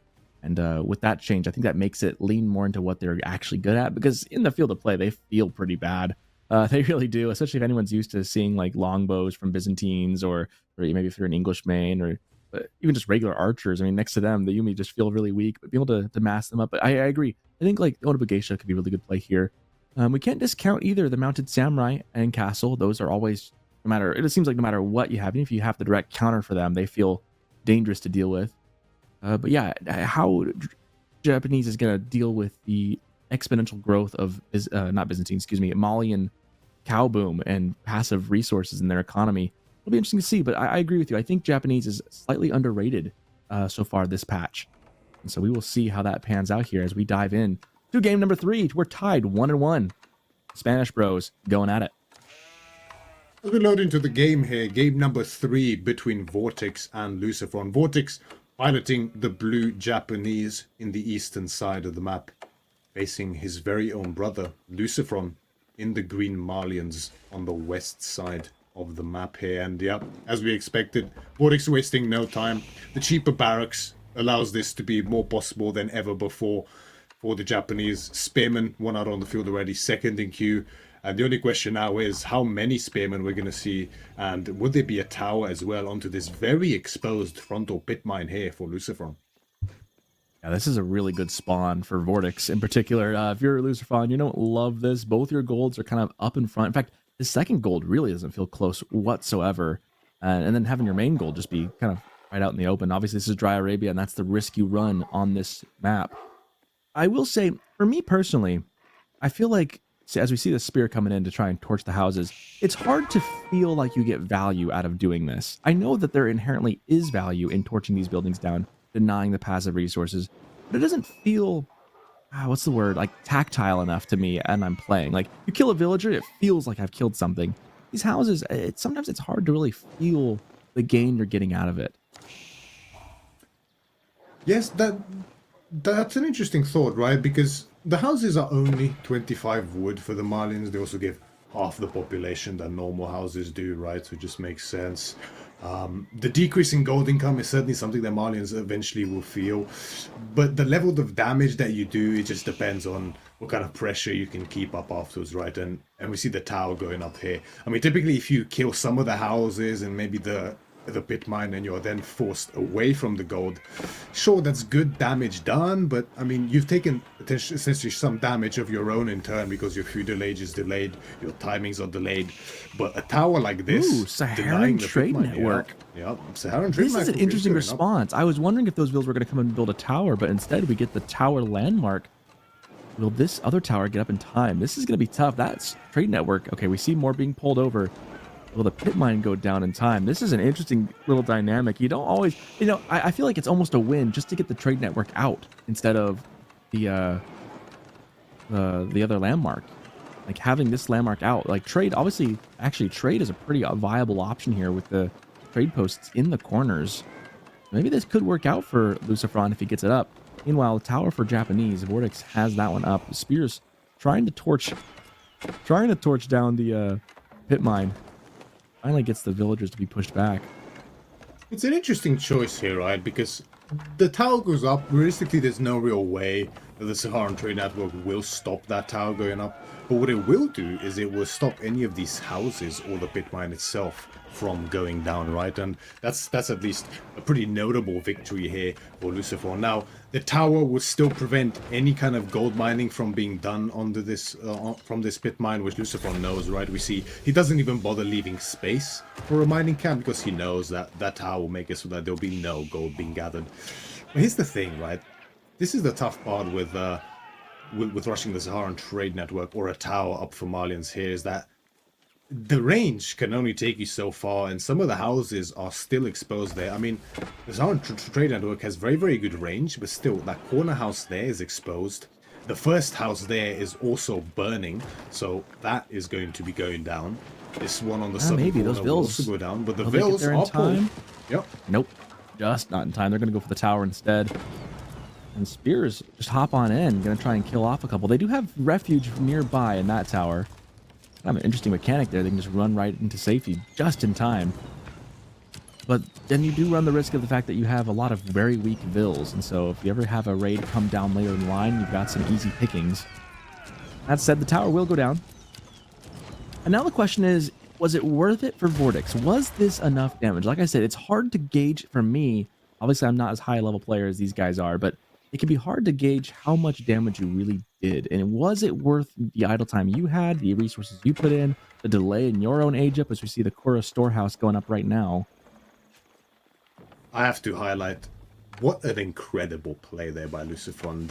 The amount of brains on this man just cannot be understated. Putting the Saharan trade network there, normally it's impossible to, use. I'm not sure exactly how many vills he had, 8 to 10, I believe. Normally, there's no way you torch down a tower there with the villages without losing a significant amount of villages, but LucifroN beautifully utilizing the garrisoning of that Saharan trade network there to prevent any villagers from dying, getting the tower down as well, and now resecuring the pit mine. What a fantastic play, and I didn't actually think of that. I think he actually saw way ahead there. Like he knew that it wouldn't really stop the houses from being torn down or the tower, but he knew that once he goes for that torch down there, before the age up comes in, before any arrow slits, before any fortification on the outpost, he'll get the tower down. And I think VortiX definitely a bit unhappy with that result. Sure, he got some damage done there with the houses, but LucifroN is being very, very happy about that result. Yeah, it was, I mean, it's really pretty micro too. Just to be able to manage units like that. I feel like I run into the trap of I try doing cool stuff like that and I always pick the wrong villager. So I'm always impressed at the highest level how accurately these guys can manage down to the villager in a big clump of all the green shirts that they wear. Picked out the right villager, get them into the tower in time without losing a single one. It really is incredible and just speaks to the high level of play that we're seeing on display here. Absolutely. And this is where it gets really, really tricky for the Japanese here, right? Ideally, you want, with a civ like the Japanese up against a civ like the Malians in these kind of matchups where one civ is essentially a pressure on one civilization to do damage onto the other ones simply due to the strength of the economy, as Malia's economy would just run away with the game in a typical scenario over the Japanese, unless, either a lot of damage is done or perhaps a 2TC has paid off behind it for the Japanese. This is where it gets really tricky, right? You went for the tower rush, you went for the spear rush to get a lot of damage, deny that gold, take out the houses, take out the pit mine. Now, that did not work out due to LucifroN's fantastic response with the trade network and torching in the tower. So now what do? You can go for some feudal aggression, sure, but there's a Saharan trade network blocking any kind of aggression there unless you have some rams, which is a very heavy investment. You could go for a second TC, but that would be delayed and it would feed directly into the Malian strengths of this going up to a cow boom, potentially even all-inning. Would be an option for them as well against the town center. Really now VortiX just has to pull some miracles out of the hat, because I think he has to find some kind of damage or lead here, and it will be in the form of a castle, so he will rely on getting a lot of raids, most likely with mounted samurai, to try to sort of find this timing where LucifroN is still cow booming, potentially still setting up his economy, and if he can kill enough villagers, eke out enough of a tech advantage with stronger units, then maybe he can find a way back to actually secure himself the victory. Yeah, I see the farms coming up. Lots of food for VortiX, but you just gotta wonder, like, with how much eco Malians has, even with the Castle Age timing and with the Yoroshiru, I don't know how this is going to play out in favor of Japanese long term. It's so interesting because Malians, it just feels like they're so oppressively good economically, and they're so hard to punish. It is going to be mounted samurai. We can see the stables coming out here, so the Yoroshiru is probably going to immediately get dropped into that, and we're going to see mounted sams, which I think is a good choice and a good unit here. Not many Donzos on the field right now. There will be more, but even still, with the deflective armor, the deflection they get helps them stay alive a little bit. At least avoid that first thrown javelin spear from the Donzos. Yep. And the interesting question here for Vortex is, how much damage can he realistically get done? Typically, Marlins is a civ that really doesn't really care about being an age down or to take a disadvantage against an opponent, specifically in that Feudal Age to Castle Age comparison. They have so many answers in Feudal Age to any kind of higher tech units, right? The Musafadi is going to deal effectively even an age down with men at arms or any armored units, knights for that matter too. Donzos, of course, will deal even better with any kind of armored cavalry. Javs will still offset a veterancy upgrade on any kind of archers that the opponent may have if the numbers are healthy enough. And with the cowboy behind this for LucifroN, right, it's not like his eco is going to be behind in any way behind the Japanese eco, right? So VortiX is heavily reliant here on getting a lot of damage done, because otherwise the game will get tough. He needs to get those relics in. He needs to start getting some villager picks, but I think it will be very, very difficult. You do see the first bannerman trying to take out this far pit mine here in the corner. It's going to be hard to defend this very easily. Obviously, we see the units moving out slowly from LucifroN. But again, all these golds out in the front. Big open map. We do see relics coming in. That's going to be good for VortiX. He's going to need... If he can grab all the relics, that will help go a long way to keeping these ecos balanced. But again, cow boom is cow boom. Nice little shuffle there by LucifroN, recognizing the danger when those mounted samurai do come in for that gold rate. So replaces one of the houses with a pit mine, just so he's closer to that Saharan trade network.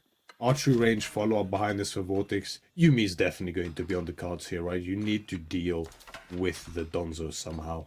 The other option would be on a Bogeisha, but of course, you know, diving under the Saharan trade network, under the TC with unarmored units is very, very difficult, even an age ahead, right? Whereas the Yumi at least can poke it from some distance.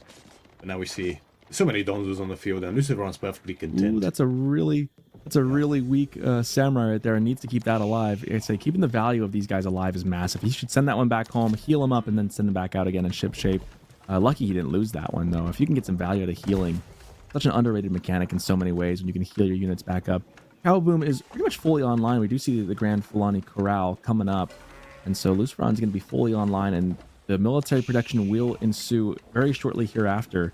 We are now 12 minutes almost into the game, and yeah, sure enough, all the production buildings coming up. He's going to be going, it looks like, mass sofa on top of some more Musafadi. Yep. Sorry, those are Donzos. My brain.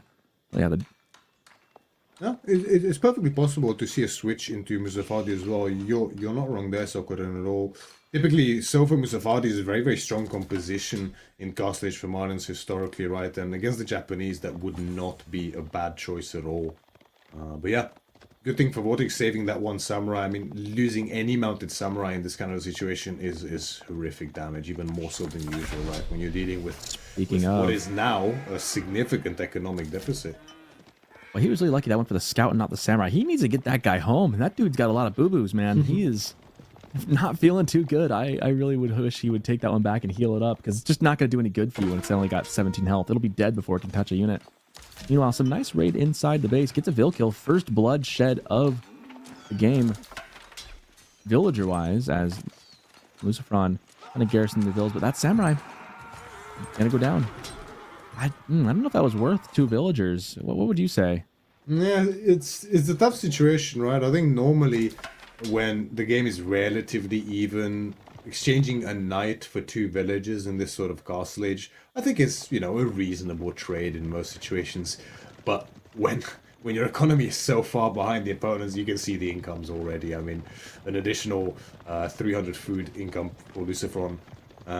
And even in gold for now, but this will only get better and better for LucifroN and worse for VortiX. Now, The good thing for Vortex is here, with the access to the Kura, the day that he shoved in, his food income especially is a little bit better than it would be for other civilizations, right?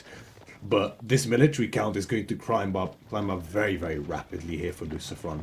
And with the sofas now in queue, there's no real answer for them, right? I mean, sure, the Mounted Samurai will do very effectively against them, but there's 21 Donzos on the field as well, so that will really, really make the fights very, very messy here.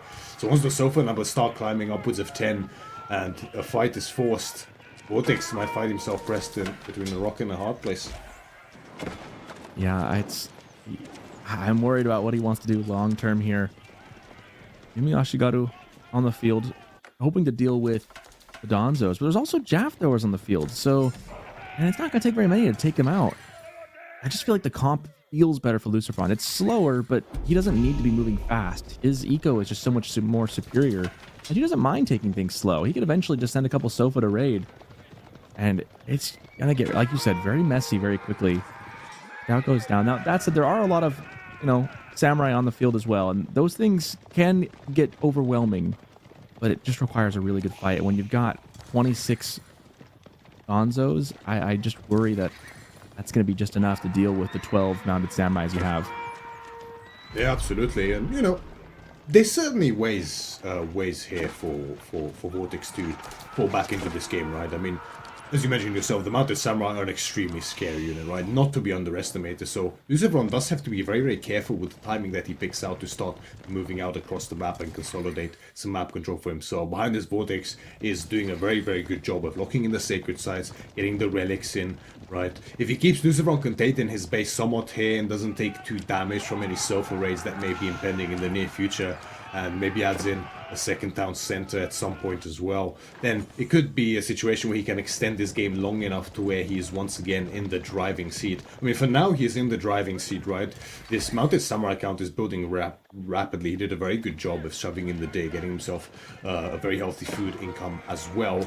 But the numbers are building here for LucifroN behind us as well. And Vortex knows, right? He's trying to force the issue. He knows that he has to force fights, get some sort of damage done here, and really keep that Mounted Samurai number counting, trim down some of those Donzos, but it's just so hard to find an angle here to attack. Yeah, I was going to mention that, like, fighting in these choke points is not ideal. This is not how you want to use these Mounted Samurais, because Donzos want to trade one-on-one up front. They don't want to get, if they get surrounded, the Samurai can, with enough numbers, actually win the fight. But when it's in a nice little choke point like that, they just kind of form up ranks, and they're happy to take the Samurai one-on-one, one at a time. Does torch down the relics, going to try and deny some passive gold here. But yeah, military numbers are even, but it feels like Vortex he's boxed LucifroN into his base, but that doesn't get him anything. He's doing a good job of consolidating the map behind us, right? He needs to keep LucifroN boxed in, so he's doing a good job of that. But yeah, as you mentioned, some significant damage has to be done, right? He can try to raid from all angles with the Samurai, but the tough part with that is that if you end up losing any, as he did earlier for those two villages, I mean, that is actually a decent amount of damage done. But, that's better than most situations, right? Not always will you be able to trade a Mounted Samurai for two villages, especially as the military numbers now for LucifroN are climbing rapidly, right? So, it really is a tough situation. You have to be so careful with how you move, what you decide to do here as Vortex, because the pressure is on you to, eke out an advantage somewhere and not fall too behind. Third pit mine now being set up for LucifroN. Saharan Trade Network going to be steadfast in this defense. Vortex tries to make another poke here. Actually, he's going directly for the torch down here. Quite the angle to attack, because this might be the most fortified position of LucifroN's base, but really it is where all of his economy is as well. LucifroN pushing out a bit with the Donzos and the Sofa there, but he doesn't really want to push too far, because once they are in the open and the surround comes in from the Samurai, it's a very difficult fight to take then on for him. The choke points are proving quite effective for him, yeah. It's down to the choke points again. Vortex just can't get around back onto those jab throwers with the choke points up front. So even though there's only a couple of Sofa in the lineup for LucifroN, that's all he needs. As Vortex, it just feels like he's kind of like a wave crashing against the rocks. He just has no real way to penetrate any deeper. Yeah, that's right. And actually, the numbers here are looking really, really good for Vortex. LucifroN is struggling to remass behind this. The Mounted Samurai doing so much work. You can see what a significant upgrade advantage And that's Vortex GG has behind this. called. And just like that, Well, maybe unexpectedly, the wave Vortex is enough. takes it. The wave turns into a tsunami. The sofas, once those got taken down, there was no more beach. He just washed over. That wasn't. I mean, it was looking so rough, and then just boom, in comes. Once the sofas were down, the choke points were really keeping Vortex, away. And then once the sofas were down, the floodgates were open. It really came down just that front line. Once that was gone, there was just nowhere to run, and then the mounted samurais could penetrate, and then boom. What a swing. I mean, look at that last fight. It happened so quick, too. Beautiful execution there by Vortex, right? Just, my god, the understanding of this timing when he can go in before LucifroN's mask gets too severe. I mean, Mounted Samurai just can't be underestimated. And it's not like LucifroN took a bad fight there, right? He fought exactly where he wanted to, under the Saharan trade network, in the choke points. But then again, in that own choke point, his own sofas found it quite hard to get a lot of value done. A lot of them were frontlining up against the Mounted Samurai, which is not really what you want there as LucifroN. I mean, it was a great start here for LucifroN, but perhaps he himself underestimated the strength of those Mounted Samurai. A part of me wonders whether it was a slight bit of a composition issue maybe for LucifroN in that fight. I mean, he had a lot of Donzos, which was definitely a prudent choice, but maybe you would have wanted to add in some poison archers to help out against the Mounted Samurai due to the extra health, right? Take out that deflective armor, get that poison damage working on them, and for the Donzos to start dealing damage earlier, because typically, I mean, Mounted Samurai are some of the best heavy cav against spearmen due to that deflective armor, right? Helping to offset at least one of the high damage spears against them due to that bonus damage. But man, Vortex, honestly, he exceeded, like, it's not really what I expected, right? Typically, this is the kind of situation that Malians love to be in, but man, the Mounted Samurai doing so much work, and of course, the Yumi behind They're it. so tanky. Yeah. Well, I wonder, like, looking at Sofa can feel really dangerous when they have imported armor, but like head to head, Sofas against mounted samurai are just better. But man, it really felt like this choke point. It felt like he was doing a good job, but I guess he just didn't have. If you look at the numbers though, like he's holding him back right here, but he doesn't have enough. His military numbers, like he's got the back line is great, but the Donzos just get shredded by the Yumis. Meanwhile, the Sofas are just slowly getting cleaned up by the mounted samurais. And one thing to notice too is the mounted samurais are kind of backing, they're kind of rotating who was in the front a little bit. You're just the kind of constant reshuffling there, back and forth a little bit, I think helped as well. One of those fights where it's like really hard to see what exactly is going on because there's so much on top of itself. But once the front line, the Sofas just get eaten up eventually, and then the Donzos have been trickled away from the Yumis, and suddenly all you got is a couple jabs behind that, and it's like, oh wait, where'd my army go? Exactly. So a great breakthrough from Vortex. At first, it was holding. I was like, well, is he going to get through? It seems like he can't really get in. But the reshuffling of the samurai and just keeping at it, and I'm sure the deflective armor came into play there, and then the fact that Sofas just aren't as good as mounted samurai. Like pretty crazy engagement there. It's not all the time you see one little fight swing things so heavily, but that really was the linchpin fight. Very big win there for Vortex, and he's a player that's known for these absolutely exquisite timings that he knows how to pick, he knows when and how to find them. He just has this feel and instinct for the game, right? Knowing exactly when the right time is to strike, when he has that lead and can beat down the opponent's army. Beautiful execution there, I must say. And yeah, it's tough in a situation like that, right? Normally Sofa, Donzo, technically it should win in that composition, but and the choke point favored him somewhat, but in a way it also worked against him, because ideally you would love to get the Sofas on top of the Yumi, right? The Yumis. And the Donzos can then have free reign directly engaging onto the mounted samurai. You can sort of almost envelop the mass there for the Japanese, but when you don't have enough mass and you don't have the angle to do so, you just can't, right?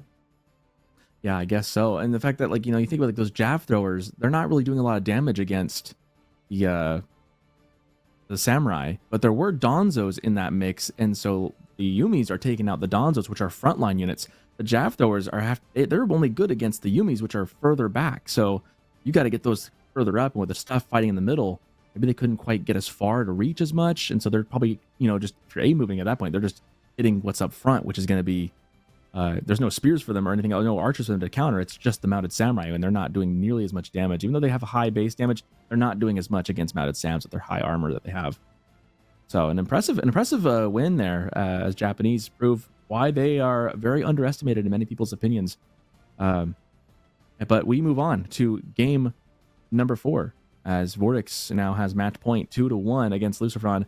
It's going to be Ottomans versus House of Lancaster. We've seen this matchup before today. Cal and I casted one of these series before. This time it'll be on Cliffside.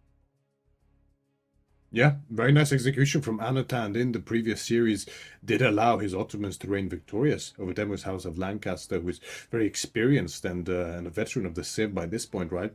But now we will see House of Lancaster piloted by LucifroN instead against VortiX's Ottomans on, you know, somewhat similar map in the sense that the opponents spawn very close to one another, but the rest of the map has very, very different dynamics, right? For example, I'm not sure we'll see very many Dark Age shenanigans on this map, but as we load into the game, we will find out.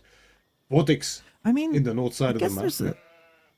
I was going to say that there's a shot maybe, but I wouldn't really do it, mainly because the short bows for House of Lancaster with the villagers, it just makes any kind of Dark Age aggression seem silly with spears. Yeah, it is a possibility. I mean, we have seen some Dark Age shenanigans being attempted against House of Lancaster in the past, so it's not something that we can rule out completely, especially from a Civ like the Ottomans, who can go for it in quite a few situations.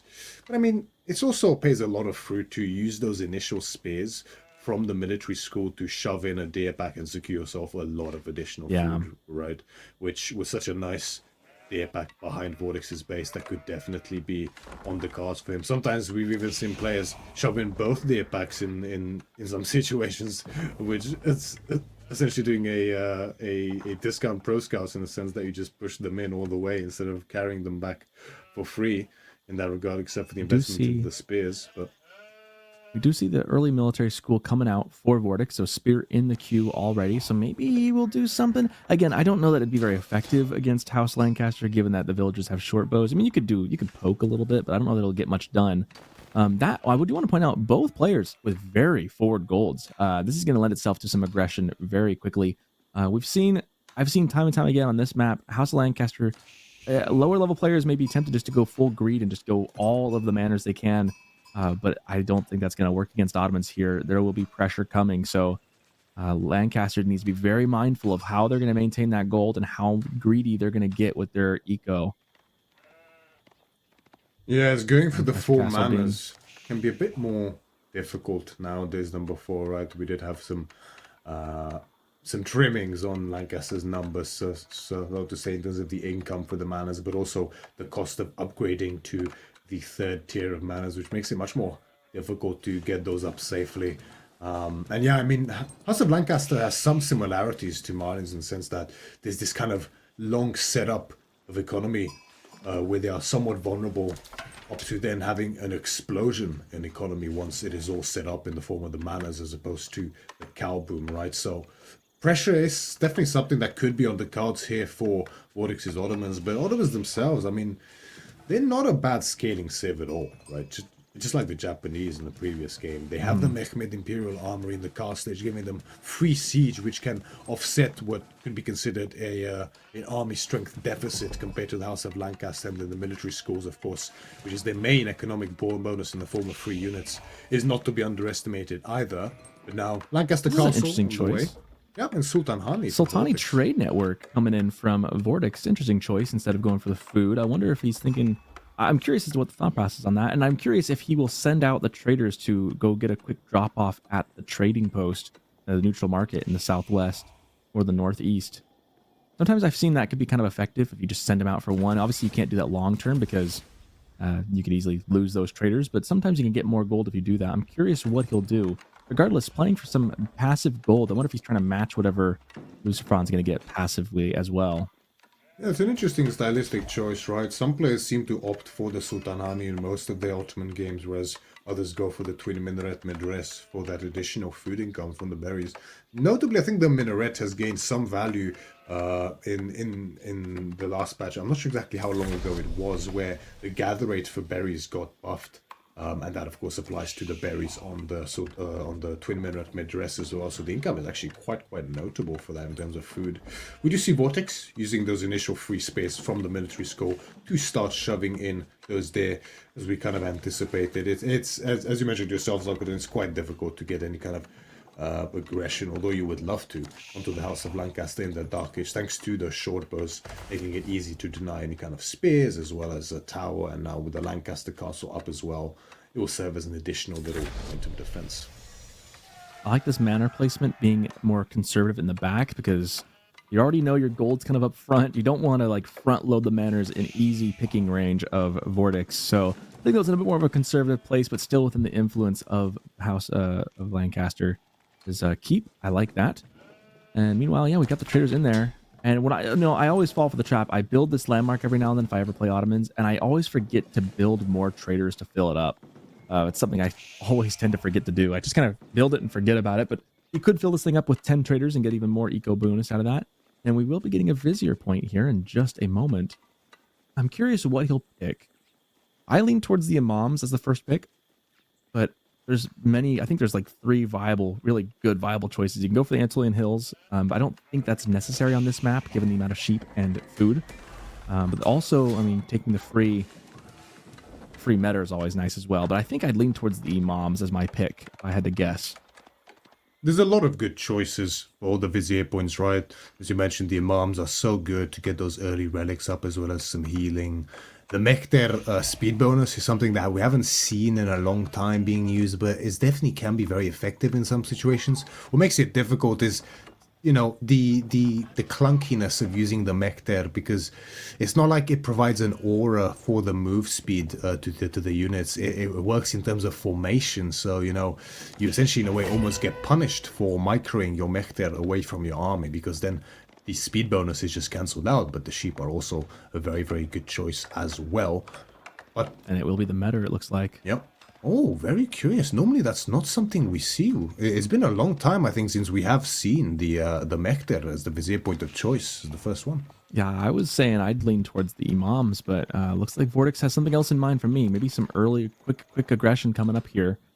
I would have thought the Imams, because then you can just heal the units out of battle again, but maybe he could still pick them as another one later, too, so we'll see. Meanwhile, military school's coming out. It's going to be a lot of archers coming out in Sipahi from the military schools. Wonder what the game plan here is for VortiX, right? We do see Sipahi in queue, archers in queue, so aggression could be on the cards for him. We have seen plenty of attempts for some ram plays, especially into these manors early for House of Lancaster, which can prove very effective, because balancing the economy to get up manors as well as units behind it is somewhat difficult in some situations, especially on a very short, aggressive map like this, right? But it is quite a heavy investment into units here, yeah. There's a lot of units here. I'm wondering, I mean, I think this looks and smells kind of like a feudal all-in to my ears and eyes. But he's really wrapping around the back of this base. He's really kind of looking to see if there's anything he can find, any cheeky hidden things out in the back, but not getting much. I have to get in a full scope of where everything's at. Unfortunately, the gold's covered by that keep, so he's going to need to get something to do that. However, we do have Demolancers already on the field trying to do some damage. Going to try and torch down this house. I like the play to do these early. Sometimes people hold on to these and use them kind of as a panic button, but I really, really enjoy that he's gone for it right off the bat, knowing that he needs units now, and we do see siege engineering coming in for VortiX, so that ram play is indeed on the menu today. But already, LucifroN building some units. I think he's kind of slowed down on the manor build. He's gone for just the 3. He hasn't, I don't think, bought the upgrade to build more just yet. So probably understands the name of the game, that these two brothers are always aggressive, and they're going to be duking it out here in Feudal Age for some time. Yes, he has to respect this investment into units from VortiX, right? I mean, he has the 3 mana serving as a little bit of an eco cushion, so to say, behind this, so it's not like he's going to get outscaled too hard by the military schools or anything of the sort. But units are definitely necessary to defend against this play from VortiX. Normally, in this kind of an extended Feudal Age play, we do see players prioritizing economic upgrades in the form of wheelbarrow, double broadaxe, of course, just so the longer the Feudal Age goes, the better their economy gets. But VortiX known for his timings, instead opts to get as many units out as possible and prioritizes the blacksmith upgrades instead. Undermesh, of course, to offset the fire from the TC, the yeoman, as well as the manners, and siege engineering in straight away. Second ram now on the way as well. VortiX is going to look to put on very heavy pressure. I was just wondering where those spears are, and they finally regroup with the main mass, because those Demo Lancers, I think in a straight fight, they don't win against what's currently on the field from VortiX, but though having those spears to defend the archers would be particularly of good use for him, and he does. And sure enough, here comes the first fight. Rams coming in. Ram Ranch is on, and first engagement is away. Swahi backing up. Archer stepping in, trying to avoid the town center fire. Unfortunately, it feels like everything shoots at you here in Lancaster's base. Meanwhile, right on the other side, Demo Lancers coming in, trying to pick off some vills as they can. Looks like LucifroN's gotten 2 for his effort so far. And I think typically speaking, with 3 manners and no greed for any more, House of Lancaster can defend very effectively against most aggression from most civs in the game, I would say, right? And we do see part of that being displayed here. The Rams are working down the Lancaster castle, which if it goes down, sure, hurts a little bit for LucifroN, but the real sticking point is those manners, right? That is what's providing the economic bonus. And the military count for LucifroN is looking very, very healthy, right? The yeomen are just superior to VortiX's regular archers in almost every way, except for cost. So, you know, with him having more on the field, plenty of spears as well to offset the Sabahi mass, I think this hold is going to be very, very possible for him. Yeah, the one good thing, though, that happens now for VortiX is with that landmark destroyed, the other manners become a little easier to pick off now. He just has to deal, like you said, with those yeomen, which are a problem and a half for him, as the spears just right in the right spot to defend, trying to take some picks back and forth. But again, yeomen are really quick and fleet of foot, able to back off and just keep picking things off one by one. However, we do see the manners now taking some damage. He has no real, at least Ron's got no real good answer for these Rams. And with 2 Rams, boy, those things drop down quick. Yeah, they did indeed. And they're not quite that tanky anymore with the House of Lancaster dead. I do believe the influence of the extra health is in fact null at this point in time. But you see, the Yeoman mass is just so severe here for LucifroN. So even if he loses this second mana here as well, it's such a heavy investment here from VortiX. You can see the destroy value, and yeah, VortiX knows the manners may be down, but he has no more army to speak of, and game is cold. Yeah, and this is what happens when Lancaster doesn't go too greedy. He didn't get caught with his hand in the cookie jar on this one. Just 3 manners and done, and then making units. And again, the early pull of Demi Lancers, not trying to, min-max it too much, just getting some value and, walking away. Making a really good choice there. And suddenly, just like that, these Spanish Bulls are going to go the distance as we have a game number 5 in this series, as this one concludes in 12 minutes flat, with House of Lancaster being piloted by LucifroN, taking the win here over VortiX Ottomans. A worthy push and a worthy attempt, but again, LucifroN just not giving in to the temptation of being too greedy. Yeah, and we see the reasons displayed here perfectly as to why House of Lancaster is normally a priority pick and banned for most players in this tournament, right? What's so difficult about it is just to gauge the level of investment they make into manners. I mean, sure, you can see the manners being placed, but if they go for 3 manners, how can you really tell whether they will opt for that second upgrade to go for additional manners or not? So if you go for this kind of ram, almost all-in play, it can pay heavy dividends against 6 mana play and greed from the opponent. But if they just stay on those 3 manas, then it's almost like trying to all-in English after they went for a set of 8 farms. I mean, is that really going to work out effectively? And yeah, it definitely didn't in this case. Yeah, and this push at first looked so good, but he gets the landmark down. But the real damage is, like you mentioned, like it's the manners behind it are still there, and those yeomen were still on the field. So what's the follow-up? And the follow-up was, well, I have no follow-up. So that was just kind of the game. And meanwhile, I think one thing we can't, discount is the Demo Lancers doing damage behind this. So VortiX is dealing with that on top of trying to push in, not getting a lot of kills. We see at this moment in time in the replay, it was 3 villager kills on top of that. So already some economic damage done. Meanwhile, just militarily, you just can't take this fight.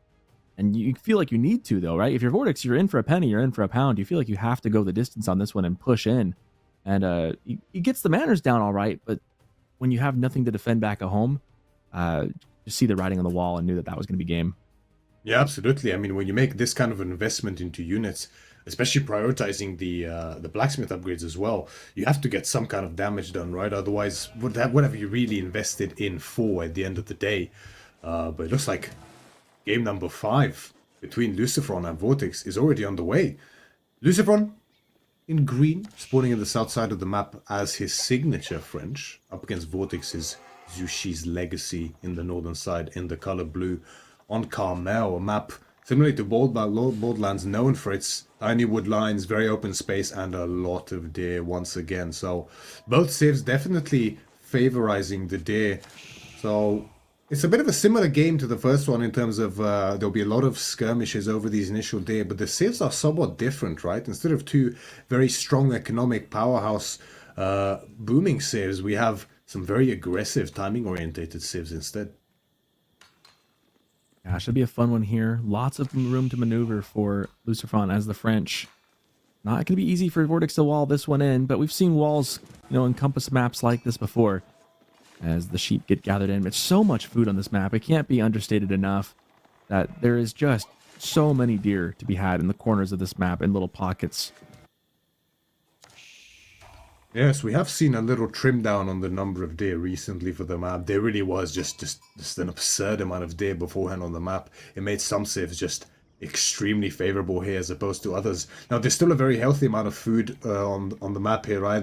Besides the deer, although there are a lot of deer, there's also a lot of berries here, right? Very close proximity to the bases. So no matter what civ you are, you will have a lot of access to food here, and that can really make the game favorable for some civilizations. Now, Jushi's Legacy is definitely a powerhouse civilization, so VortiX definitely happy with the pick he has here, but LucifroN's French, and especially French recently, is not to be underestimated.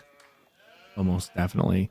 I mean, the hallmark of any good aggressive player is how good is their French, right? And I'm not talking about how good their language skills are. Meditation Garden's coming up for VortiX.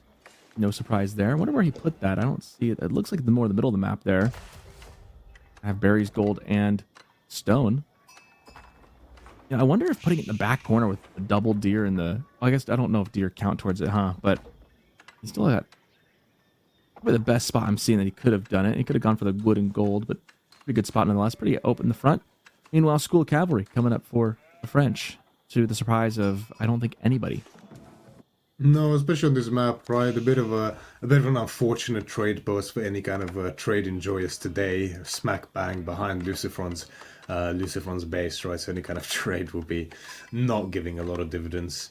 The Meditation Gardens does not include deer, so that wasn't too much of an option there for VortiX. But normally on Carmel, there can be some very, very juicy Meditation Garden spots. I mean, right there in the middle of stone, gold, and berries. That's pretty decent already, right? That'll be a nice little, will be 36 food, 25 gold, and 25 stone coming in for him. So definitely a pretty juicy one there for him. Sometimes you can even get triple berries spawning together in a cluster on this map as well. So that's close to 100 food income. It would be normally even more if it's an 8-berry patch, depending on how many of them you can get under that influence zone. But still a very, very good one here for VortiX. But as you mentioned, quite exposed there, right? And it's an aggressive civ like the French. It might become a point of contention further down the line.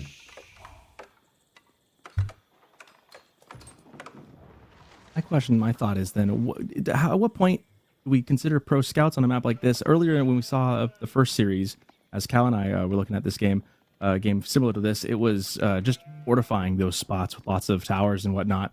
So I'm curious if we'll see pro scouts. Again, there's so much sheep on this map as well that maybe you don't feel the need, and all that deer is kind of in the back of your base. We'll see. Both these civs can go pro scouts, and as I say that, Jushi, just no hesitation. VortiX clicking that button, he answers my question for me. We are going to get some pro scouts, so hopefully you're ready to see some moving carcasses on the map as that clicks up. Now the question is, what does LucifroN do about that? Obviously French can contest this pretty well with both horsemen and knights available to them here in Feudal Age. He hasn't gotten the first one out just yet. It's in the queue as he just aged up and just got things ready for it. Does have wheelbarrow, however. LucifroN's got that eco upgrade. Yes, this Dark Age wheelbarrow start is something we have seen getting quite a bit of traction recently for the French especially, right? Not only is the mill cheaper, but the upgrades are cheaper for the French as well. So getting that wheelbarrow in Dark Age can certainly pay quite a few dividends for them.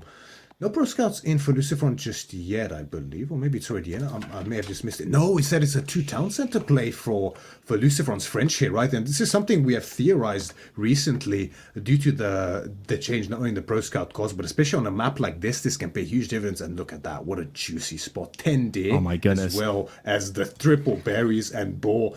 Oh my god, this is a town center to die for. How much food is this total? I mean, good grief. We've got like 10 deer, 3 berry packs, and the boar. And the boar's 2,200 plus the deer. And then there's a sheep on their way just to be the extra, icing on the cake right there. This is probably just the most god tier spawn of second town centers I've ever seen. The only thing that would make this better if it was like half a screen closer to the main base. Yeah, exactly. And we have seen people theorizing how this map would play out, especially recently. Because of the small wood lines and the exposure of the gold, typically people expect it to be a very, very aggressive map, and that is the case in a lot of situations.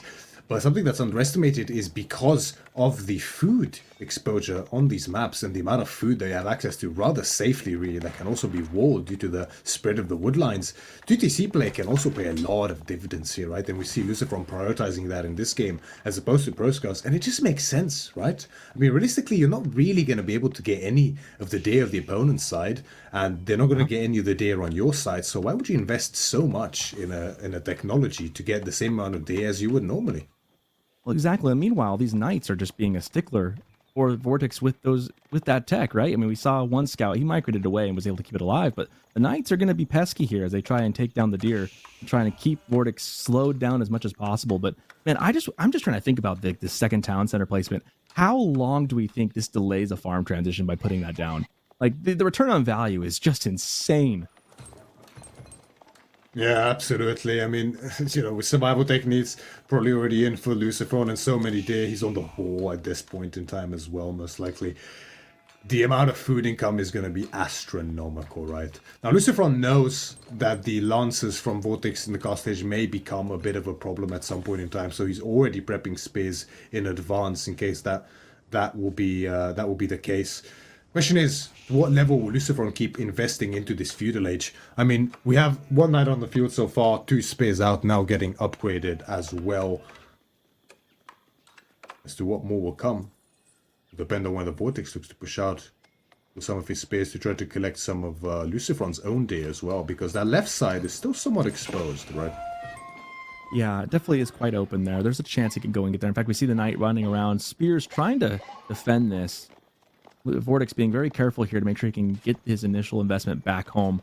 And that knight trying to get a stab. Oh, that scout is so weak. In fact, he's going to wrap the other scout around, try and see if he can split and still do some damage. Spears also splitting. Vortex, I mean, these guys both have such good micro.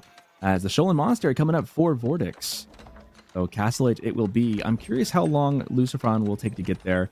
Probably a little bit of time given the initial investment of the second town center and the fact that he's only got the 1 knight.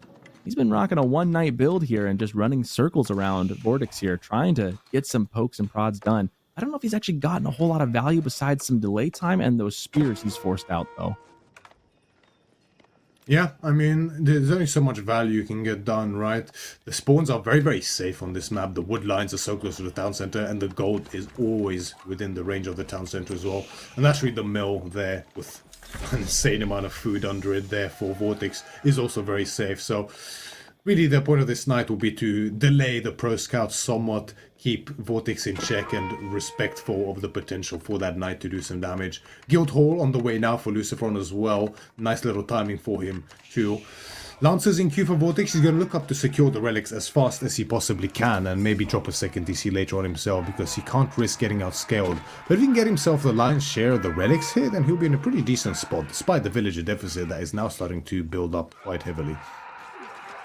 Yeah, I do feel like we're going to get a bit of a power creep, though, because LucifroN obviously has the guild hall come behind this, so he could really jump and maybe just pass Castle in a couple minutes here and maybe play for an Imperial game if he can just hold out long enough. There's a lot of ways that LucifroN can play this. He's going to be up on Eco, and now the relics, of course, are going to go to Vortex, and he does have a lot of the safe food, but at the same time, so does LucifroN. I mean, that town center, I mean, between the boar, deer, and berries, I mean, I don't know if we're even going to see farms anytime soon in this game.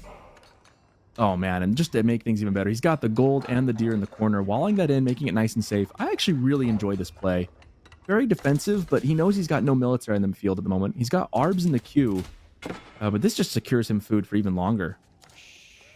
It's so smart, right? I mean, LucifroN knows that he's scaling so far ahead here in economy in terms of villages that really, as long as he keeps himself safe and doesn't take too much damage, he's just going to run away with the game in terms of economic prowess here, even though typically Zhu Xi's economy is so much stronger as a baseline thanks to those IOs. And the supervision that they provide, as well as the taxes. Relics are coming in now hot for VortiX. 2 Shaolin monks on the field. 1 is already in. He's going to look to secure the rest of them. And LucifroN playing nice and safe here, right? Not over-investing into knights. Instead opting for the Arbaletria here on the defensive in order to make sure that he doesn't take too much damage. As we mentioned, the war and that little south going up, securing that pocket of food and gold for him as well.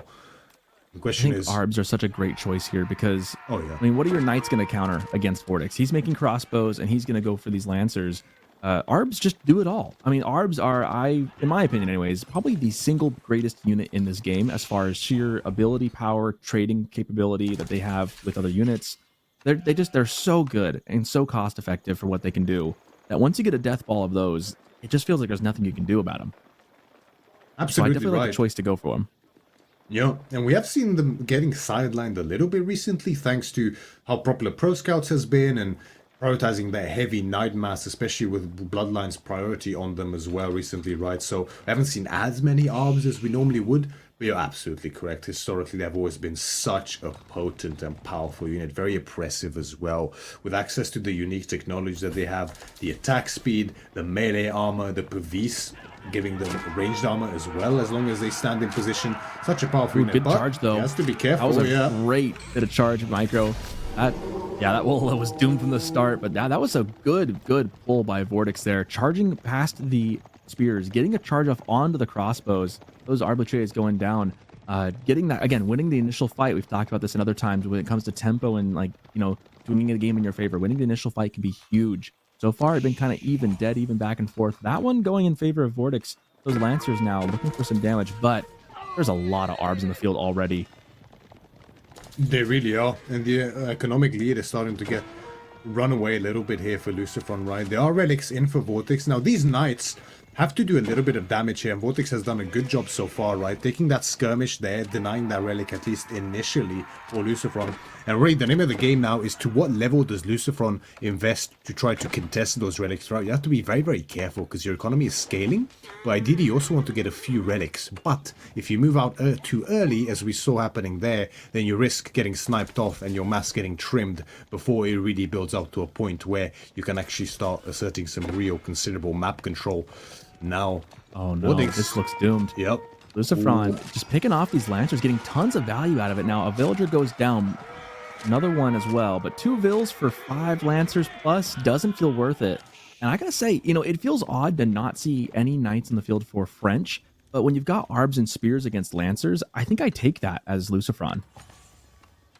Yeah, absolutely, right? Especially when your economy is building so far. These kind of unit losses, especially such expensive unit losses like these Lances or VortiX really hurt, right? Similarly to, as we saw in the early game, he didn't want to lose any Mounted Samurai in that game, so he was very careful with his raids. He definitely wants to be careful here now, but there was just a beautiful surround there for LucifroN onto that mass, and we can see, as we mentioned before, economic lead getting dangerously close to double now for LucifroN, and the army count as well. 25 Arbs on the field, 17 spears. A bit unprecedented, like you mentioned, just no cavalry in play for French at all. But really, I mean, it makes sense in a position like this where you're scaling economy and want to be safe about it. And now he feels confident enough after picking off those knights to move across the map.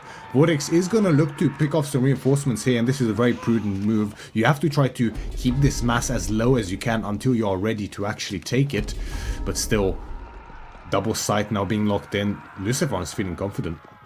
I would be as well. I mean, the only downside is he doesn't have a very fast mobile army, and he's not fully walled in, so this is a bit dangerous here. But overall, I mean, there's no change coming out from VortiX. He's making the same stuff. It's just all Lancers, and so LucifroN has no incentive to change this up, so he might as well keep making these crossbows and spears and take it slow, because the longer the game goes, the better of a position LucifroN seems to be in. Because remember, he's got the guild hall just coming up behind this. At some point, he's going to be able just to cash in and go up into Imp. Very good point there, 900 right right now, behind not us. much yet, but give it another minute or two, and that's what, you know, got to let the investment simmer for a bit. But when it does, he's just gonna wake up and he'll just click up, and then it's gonna be a really tough spot for Vortex, as he's down militarily and he's down economically. The only saving grace he has is that he's got 4 relics. He Absolutely does have a right. second town center now. And it's easy to forget, right, that the guild hall, the more resources you have in it, the faster it accrues as well at the same time. As you mentioned, 4 relics in for Vortex is very good. He has his own second town center now up as well, but of course, French does have the bonus where they will train villagers faster. So even now, although it's 2 town centers against town centers, it's kind of closer to 3 town centers at this point for LucifroN in this game. And Vortex, I mean, he's definitely not out of this game yet, but he needs to find a way to delay LucifroN enough from dealing too much damage, which he has now with these raids very prudently. Finding more raids behind this as well. Nice little pick off on villagers here again for him. But really, that guild hall will be quite scary once the food starts mounting up even further. Yeah, the tricky thing is it's 66 military to 22, and yeah, those 21 units are, it was 22, 21 now units are really beefy and tanky, but they're not cost effectively trading right now either, so LucifroN in a really, really good spot here. We do have the first nest of bees coming out. That is kind of the element that Vortex has been missing, as he's been so one-dimensional in his unit composition. He needs something else. Nest of bees could give him an avenue back into this, but gosh, he needs a lot of them, and he needs to really land those shots when he gets them. Meanwhile, LucifroN taking the center map here, taking the big gold in the middle, as the nest of bees begin to posture. This is where it gets really serious. If LucifroN can survive the nest of bees and maybe deal something with them, he'll be in a great spot. First nest of bees kind of just misses and whiffs that shot. Next one, it's a pretty good land. Heck, that was a great shot. Would be very effective against this Arbaletrius here, right? But the issue here now for Vortex is that he has a lot of knights. I mean, a lot of them are going down now. But the issue is that, yeah, these knights will not do very well against their spear frontline, and the Nester Bees will not either. They do great against the Arbs, but now the spears are on top of the Nester Bees. The first one goes down, the second one is not long for this one either. But Vortex knows the economic deficit is just too much. And Vortex takes the series in a nail-biting 3-2 fashion. Sorry, LucifroN takes the series in a nail-biting 3-2 fashion against his brother. Going the distance. You know, I'm not surprised that it was such a close series back and forth. I felt like some of the games were a bit lopsided here. Especially the last 2 felt kind of very lopsided-ish. But going a full 5 games, LucifroN beating his brother Vortex to move on here with another win. Feeling pretty good. Another series win. What a good couple games we've had today. And, you know, in that last one, too, just the fact that Town Center went up on such a beautiful spot. There was nothing to contest it.